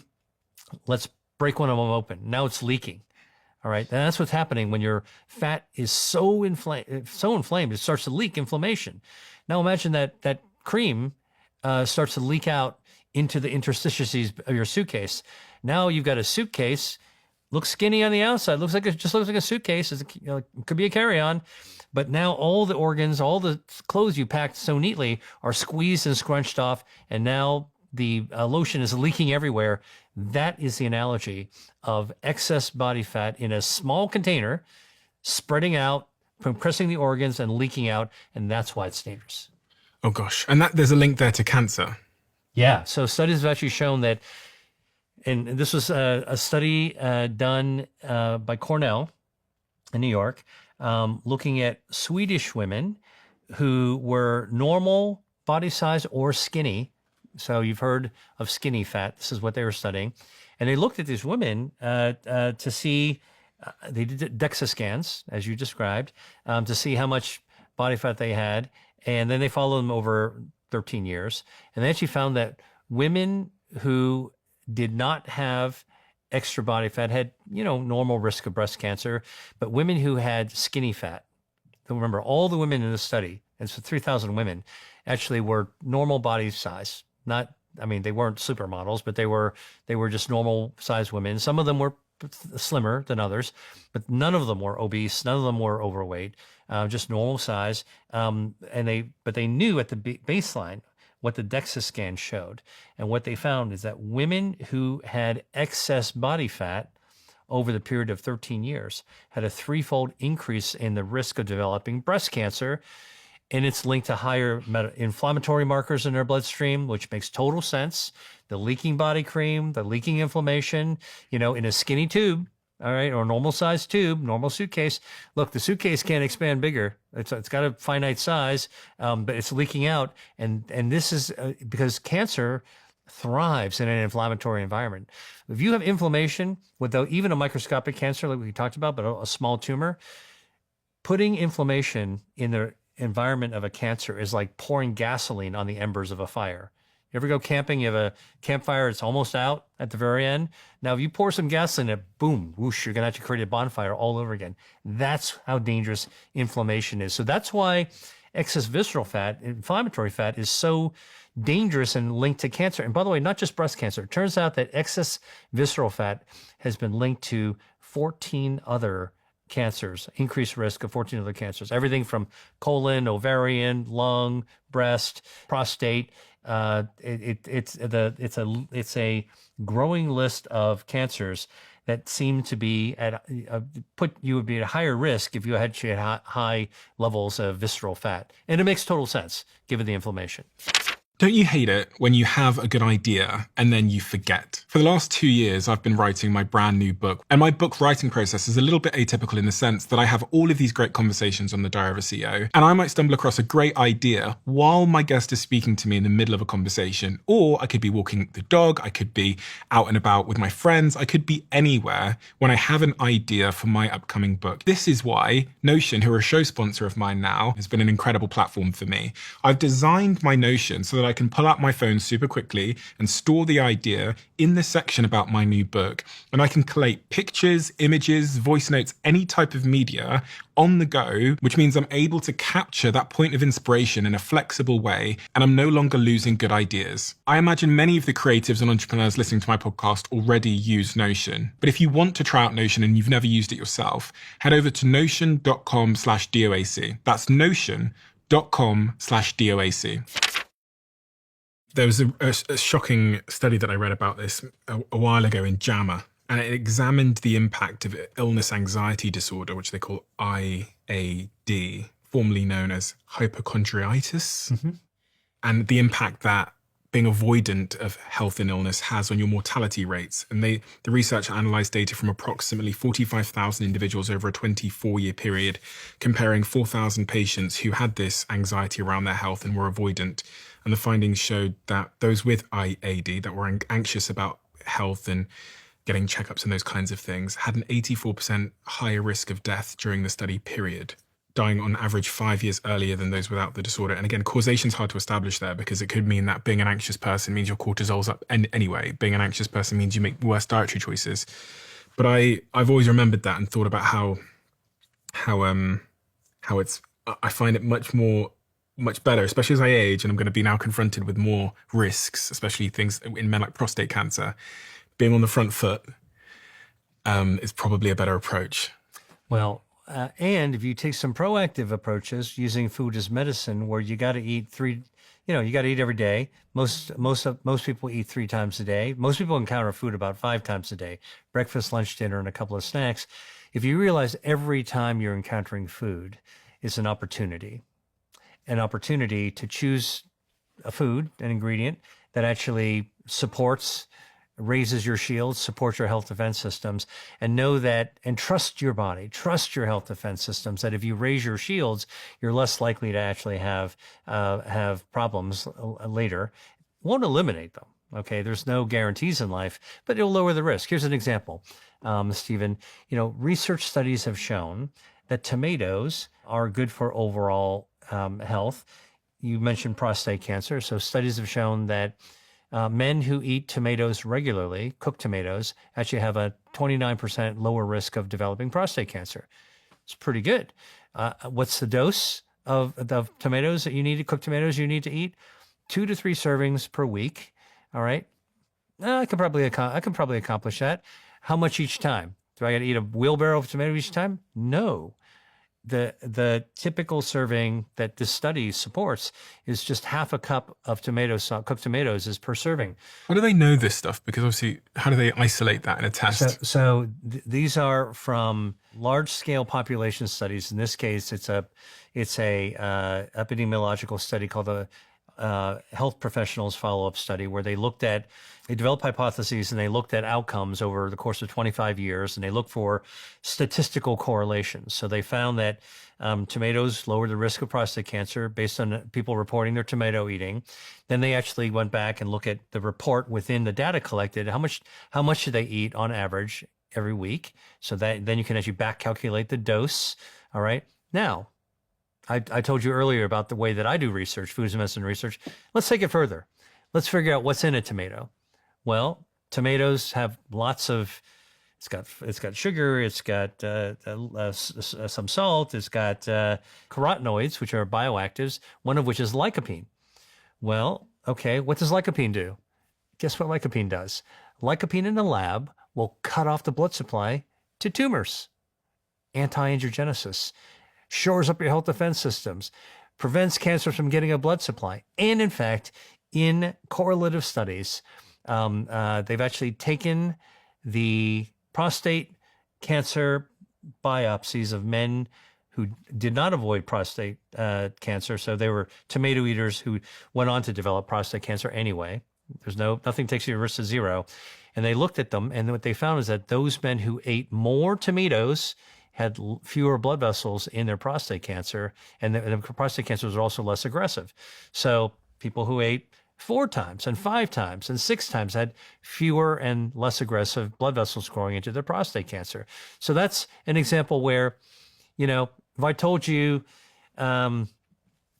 consider having some cooked tomatoes a few times a week, and you don't need a lot. Even half a cup is enough. Oh, why cook tomatoes? Well, because it turns out lycopene is a natural chemical that in its native form, pick a tomato off the vine and eat it that like an apple, it's absorbed in your body, but not avidly, not as much as possible. What is that? That is coffee. Okay. And we've been talking a little bit about brown fat. Yeah. Is there a link between fat and coffee? Because I had someone the other day saying that if you want to lose weight, drink coffee. And I wasn't sure if that was... Well, so coffee is a beverage made with coffee beans. Coffee beans are plant-based foods. Coffee beans contain many polyphenols, including chlorogenic acid. Chlorogenic acid is anti-inflammatory. Chlorogenic acid also turns on your brown fat. So it triggers your brown fat, and it causes your brown fat, the mitochondria, to fire up, undergo thermogenesis to burn down harmful white fat or visceral fat. So a cup of coffee a day, or actually the dose is actually about 3 to 4 cups of coffee a day, will definitely cause your brown fat, good fat, to burn down your bad fat, your harmful fat, your visceral fat. What about fasting? People often talk about fasting as an intervention, as a form of medicine for the body. And I wondered if you had a take on that. Yeah. Listen, fasting is beneficial. Fasting's good, and fasting's very old. It's not just a recent trend. If you go back thousands of years, I mean, if you look at some of the oldest religions in the world, fasting was part of their ritual that would happen, throughout the year. Now, people go, well, what about intermittent fasting? How long should I fast? I try to tell people there is no magic formula for success for fasting, because we're all different and our bodies are different. Our lifestyles are different. There's no universal fasting protocol that's going to be one size fits all. However, I will tell you an easy way to fast, because fasting is very natural to us, is just paying attention to what you do every day and be mindful. So when you're sleeping, you're not eating. When you're not eating, you're fasting. So I try to be reassuring. So guess what? You're fasting every day anyway. When you fall asleep, you're fasting. All right. And the longer you're not eating and sleeping, the more time your metabolism, the Ferrari of your metabolism, of your body, can switch gears to burn down any extra fat that's accumulated. Now, if you've been eating whatever you want over time, you probably built up a lot of extra fat. Now, from your scans, apparently not. You don't have too much. All right. But if you're fasting regularly, you're burning down all that extra stuff. Okay. And so then how do you optimize that without having to calendarize your fast and figure out, how to schedule your meals? I try to make things as scientific, but as practical as possible. And so I tell people, you want to really get involved in intermittent fasting. Easiest way is take advantage of what you're doing already. And that is, if you're sleeping, try to sleep 8 hours a day. So how do you sleep 8 hours a day? I don't know. I said, if you go to bed at 11 o'clock, get up at 7 o'clock, you get 8 hours of sleep. All right. We know that that's the sweet spot for your brain, for your metabolism, for burning on harmful body fat. How do you get more out of that? How do you turn that 8 hours of fasting into more? Well, what I say is that the night before, when you're eating dinner, let's say you eat from 7 to 8 o'clock in the evening, what I say is that when you finish dinner and you put your dishes away in the sink or in the dishwasher, that's it. No more eating. Stop eating. Nothing until the next day. If you're going to have dessert or whatever, squeeze it in there, but don't take a snack with you and sit by the television or, absentmindedly gobble food, and don't, before you go to bed, eat a big chunk of whatever. Okay. Now you got 3 hours before you go to bed at 11. Again, this is all a theoretical model. 3 hours of not eating. Your blood sugar goes down, your insulin goes down because you're not eating anymore. All right. Now your metabolism shifts gears 3 hours earlier. Okay. Now you've got those 8 hours plus 3 hours. You got 11 hours. Now, when you get up in the morning, okay, let's say you get up at 7 in the morning, don't do what our moms told us to do, right? So if you were like me growing up, my mom, when I got up, was like, hurry up and get to breakfast and eat something so you have enough energy to actually go to school and learn something. All right. So I developed this instinct of actually just getting up and eating as quickly as I can, getting some breakfast in. What if I told you that what I do now, when I get up in the morning, I deliberately don't do what my mother told me to do. I get up, I take my time getting ready, I get dressed. I don't eat anything right away. In fact, if I'm dressed and I'm ready for the day, I might go check it out. I might go outside and take a look at the outside. I might go for a quick walk or check my emails, or I might read a chapter of a book or read a few pages of a book. I wait at least an hour before I eat anything. Now let's do the math, Stephen. 8 o'clock, stop eating. 11 o'clock, go to bed, 3 hours. 11 to 7, 8 hours. 3 plus 8 is equal to 11 hours. I got 11 hours of fasting in. Now I get up and I don't eat for another hour. Boom, 12 hours of fasting, just like that. Okay. Now, if you really want to do that 16-hour fasting, 16-8, just skip breakfast and get to lunch. And as long as you don't overeat at lunch, which does require a little discipline after you go for your fasting window, that you don't overeat and you're eating the right foods, that's how you actually get to do intermittent fasting in the most natural way possible. So there's one part of the body that we haven't talked about, which is, and my little mannequin here, inside its head, the brain. Yeah. And I'm wondering how some of the themes we've talked about link to one of the most common brain diseases, which people talk about, which is Alzheimer's and dementia. We talked about, I can't say that long word, but angiogenesis. Is there a link between angiogenesis, what we in the brain, health, dementia, Alzheimer's? Yeah, absolutely. So I mentioned to you that the human body's got 60,000 miles worth of blood vessels that are coursing through the entire body, bringing the oxygen and nutrients through the highways and byways of health. All right. 400 miles of those blood vessels are in your brain. 400 miles of blood vessels are actually coursing through our brain, and our brain is super metabolically active. Where the engine of the brain is functioning all the time, regardless of your IQ, regardless of what type of task you do. Our brain is very, very metabolically active, highly dependent upon a healthy circulation. Now, what we do know as people get older is that problems can occur with brain function. And the reason I'm framing it this way is that it's quick to jump to a term that people use like dementia or Alzheimer's disease, thinking it's one thing. But in fact, dementia is just a descriptive term for your cognition not working properly, most commonly as you actually age. Alzheimer's, even though it is one type of diagnosis, is probably several different kinds of disease as well. And we do know that there are different types of dementia. Alzheimer's is a subset of dementia.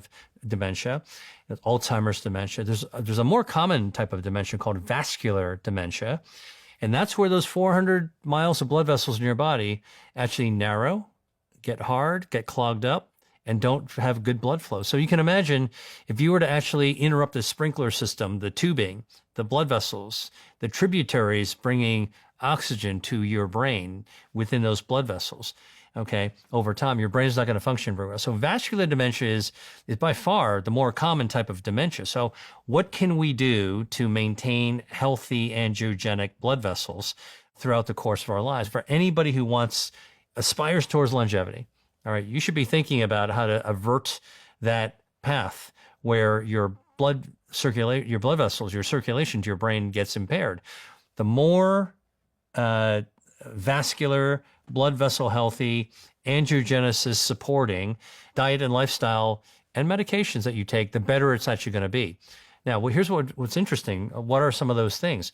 Turns out that dark chocolate, plant-based foods, the cacao, actually helps your body produce something called nitric oxide. Nitric oxide actually widens your blood vessels so you get better blood flow. So dark chocolate is one of those foods that actually seems to be able to promote better vascular health, including in the brain. Now, there are other foods that can produce nitric oxide as well. Beetroot actually can produce nitric oxide. Spinach can produce nitric oxide as well. Those are vascular healthy. Now, here's the other thing. When you produce nitric oxide, like with these foods, you know what nitric oxide does? It recruits stem cells, healthy stem cells, not cancer stem cells, but healthy stem cells from your bone marrow. Stem cells are primitive cells that can turn into anything you need them to be. Turn into a brain, heart, lung, liver, skin, hair. Our stem cells actually regenerate us from the inside out. Now, you know that one of the things that happens as we get older is our brain atrophies and can start to degenerate. It shrinks. Literally a scan of an older person, the brain matter, the mass of the brain shrinks inside the skull. It's like a cotton shirt that shrank, and you see this actually in a scan. And so in order to be able to try to keep the shrinking from happening, you want to make sure there's good blood flow going, which actually helps to keep the brain growing in a healthy and maintained in a healthy sort of way. So stem cells that are recruited by nitric oxide actually can help to also regenerate the blood vessels and keep the blood vessels healthy, feeding the brain. That's the connection between Alzheimer's and dementia and angiogenesis. Now, for Alzheimer's, I worked with a colleague, Dr. Anthony Vagnucci, some years ago, and we published what was then an editorial in The Lancet, very prestigious British medical publication. And we were connecting the dots between angiogenesis and Alzheimer's disease. And here's how it works. Most people assume that if you've got Alzheimer's disease or someone has Alzheimer's disease, they don't have very good blood flow. They're not going to have a lot of angiogenesis. They got problems, right, of their circulation, of course. And in fact, if you look at the blood flow studies, brain scans looking for blood flow in Alzheimer's brains, indeed you see poorer blood flow in people who have actually Alzheimer's disease. But it turns out the brains of people with Alzheimer's disease have more blood vessels that aren't working well. So they're abnormal angiogenic blood vessels are not working well. So you don't get good blood flow. So the scans don't show them. They're just not creating blood flow. Guess what those blood vessels are doing, those abnormal blood vessels?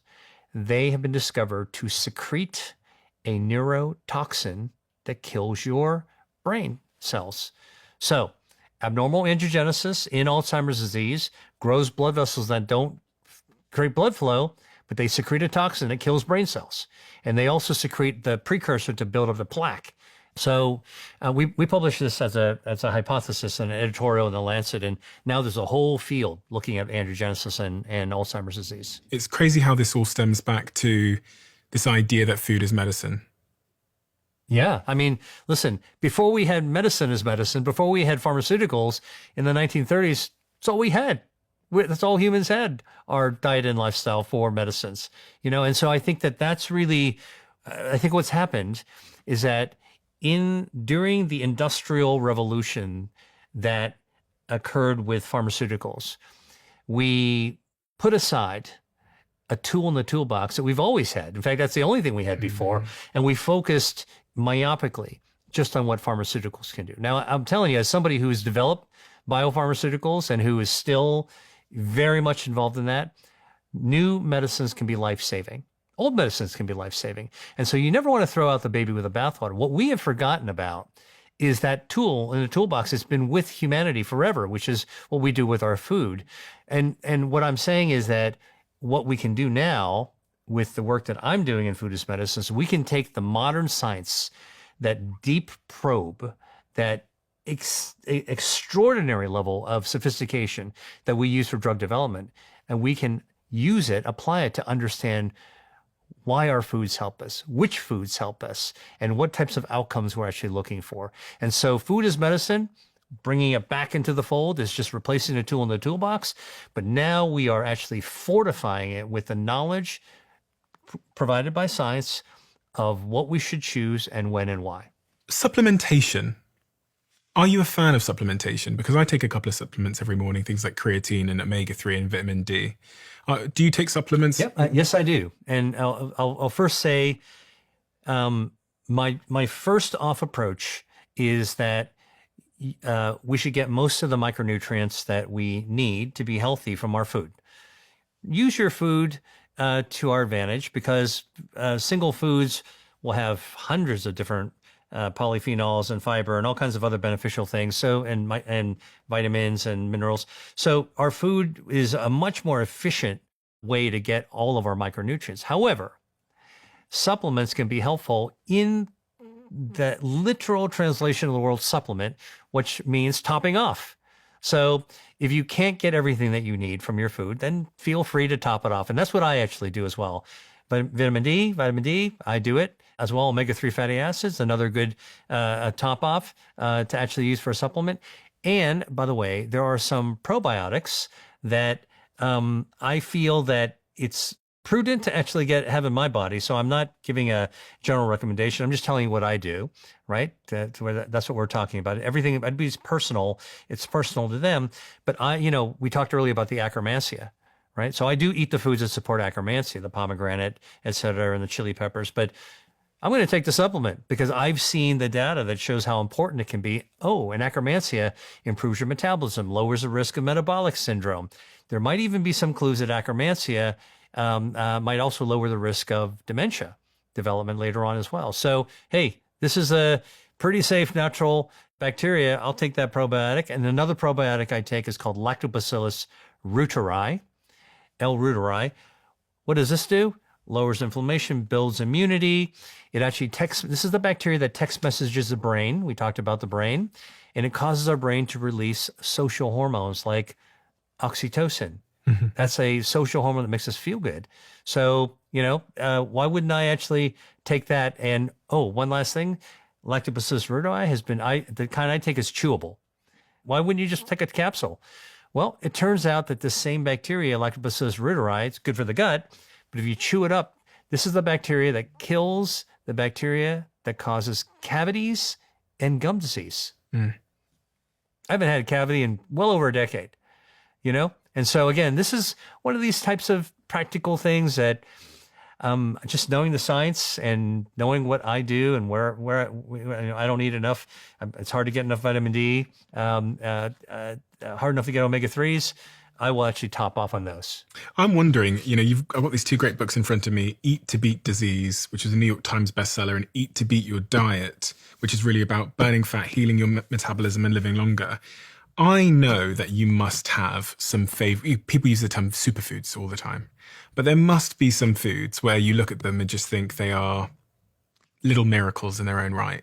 So I wanted a little challenge for you is if you had to pick 5 of your favorite foods based on the research that you've done, the science you've seen, what would those top 5 be? I would bring coffee. Okay. Because of all the polyphenols in coffee. I'd bring tea. Okay. I tend to drink coffee in the morning and I have tea at night. And I'm not caffeine sensitive, so I can have the tea at night. If you allow me, I'll actually lump those into my beverages. Okay. Under one category. I'll bring tree nuts. Tree nuts? Tree nuts. Walnuts, almonds, macadamias, pistachios. I love nuts, tree nuts. And, not the prepackaged kind, but I like to, kind of like toast them up myself and flavor them myself. I would bring that because of the dietary fiber, the healthy it's a good source of protein, some healthy fats in it as well, and can kill some cancer stem cells while we're at it. Okay. So tree nuts are actually good. I would bring tomatoes because I love tomatoes. Okay. It's a great source for hydration, good source of lycopene, which we talked about, good for metabolism. I would take berries. Berries, blueberries, strawberries, raspberries are among my favorites. Raspberries, you might be surprised at this, but raspberries are pound for pound or weight for weight, one of the most fiber-rich foods out there. They're light, they're hollow, packed with fiber, and they've got polyphenols that are useful for lowering inflammation as well. Berries are actually really good. And then, because I follow what I call the Mediterranean style of eating, I love to have those vegetables that are actually used in both the Mediterranean and Asia, Mediterranean style cooking, the bok choy, the kale, chicory, escarole, all of those types of leafy greens. So those would be the 5 I would actually take with me. And what is the most important thing we didn't talk about that we should have talked about? I think that one of the most important things that I want people to walk away with is that there's more than 200 foods that I've studied and I've written about in my books, Eat to Beat Disease and Eat to Beat Your Diet, that, I've done all the heavy lifting to help you figure out what foods are healthy that you could consider adding to your diet. But if you notice, I didn't actually give you a formula or a set menu on what to do for health. Because the most important thing I want people to walk away with is that my humanistic approach to this is you should love your food to love your health. And if you could actually do both at the same time, you have to find out what are the foods that resonate with you. What do you prefer? What do you enjoy? So if you could look at 200 healthy foods, which is what I have in my books, and just take a highlighter or a pencil and circle them. Circle the ones you already love. Start and stick with those. You're already way ahead of the game. And that builds confidence that you're actually doing the right things. And that's what I love about this book in particular, Eat to Beat Disease, is that it also comes with lots of great recipes inside the book. And I think that's super helpful because there's a lot of information here, but this makes it actionable. It's a really iconic book. It's sold so incredibly well because also it's so unbelievably accessible to people who aren't scientists and that are trying to find some things that they can add to their plate. And I think that's essential to the approach that you take as well. You're not someone that's telling us we can't eat nice things and enjoy our life. You're talking about the things that we should be adding to our plate to make our lives more healthy and increase our longevity, which I'm very excited about actually, because you're writing a book about longevity, I hear. And I'm very much awaiting that book. When do you think that will be due and ready? I don't know. I'm working on a manuscript, so I'm not ready to give a release date yet, but you'll be the first to know. Okay, good. We have a closing tradition on this podcast where the last guest leaves a question for the next, not knowing who they're leaving it for. And the question that's been left for you is, how would you be able to tell that your time here on Earth has been successful, that you've achieved what you set out to achieve? Wow. I think I would have two answers for that represent different sides of the coin. For me, I think if I'm able to have made my immediate community, my family better, that would be a meaningful life having been lived. And if you look at the whole rest of my career and existence and how I spend my time, I want the work that I've done to resonate with others in a way that can improve their lives. What I do, I kind of say I'm taking one for the team, the team being the rest of the world. And if I can contribute even a small piece that makes other people's lives better, then I feel like, I've done my job. Well, that's what you're most certainly doing, my friend, because when I was looking through what you've accomplished in your life, whether it's all of the FDA-approved treatments for over 70 diseases, including cancers, diabetes, chronic wounds, and blindness that you've helped to develop, more than I could possibly count, or whether it's the work that you're doing through your foundation, which I think people should check out, which is a non-profit organization which helps develop treatments for chronic diseases that are based on angiogenesis. You've most certainly done that, and you continue to do that. But even maybe more importantly of all, because there's so many billions of people out there that are starved of the information that you have and that you find in your research laboratory, is you've come out into the world, into the public forum, and you're helping to articulate and demystify these incredibly confusing things that people like me who didn't go and get a PhD or didn't go to Harvard don't understand. And you're masterful at it. You really are masterful. Your ability to break down, I sit here week in, week out speaking to very, very smart people, and not all of them have the very important skill of being able to turn something very complicated into something understandable. And that is a skill you have. It's a real, real gift. And especially your use of metaphors and analogies, which really cement these ideas in our brain in a way that we can all understand. That for me is a really, really important gift. So long may you continue your work of public communication as well, because for people like me, it can cause a penny drop moment that then leads us to change our lives for the better. So thank you. Thank you for inviting me. But, I would say that, we also live in a time, again, this is about going into the future. I'm always about moving into the future. Well, we have the platforms. We have, I developed a YouTube channel because I realized it was a place for me to drink from the fire hydrant, distill it, and figure out how I can deliver it in swift fashion, which would have been impossible 10 years ago. So, for example, we talked about how, when my uncles had cancer and passed away, and I felt helpless, then my mother had it some years later, and we had progress. We had the ability to be able to do something different. Similarly, for me, I look at my books, I look at my social channels, my YouTube platform as ways of being able to actually solve a problem that I felt like needed to be solved, but I wasn't really sure how to do it until now. Dr. William Li, I highly recommend everybody goes and checks out your YouTube channel because it is fantastic, and that's a great place to get more of this information. But also, I'm going to link the YouTube channel and all of these books below for anybody that wants to continue their journey of learning. Thank you. Thank you. I really appreciate you being so generous with your time and wisdom. This has always blown my mind a little bit. 53% of you that listen to this show regularly haven't yet subscribed to the show. So could I ask you for a favor? If you like the show and you like what we do here and you want to support us, the free, simple way that you can do just that is by hitting the subscribe button. And my commitment to you is if you do that, then I'll do everything in my power, me and my team, to make sure that this show is better for you every single week. We'll listen to your feedback, we'll find the guests that you want me to speak to, and we'll continue to do what we do. Thank you so much.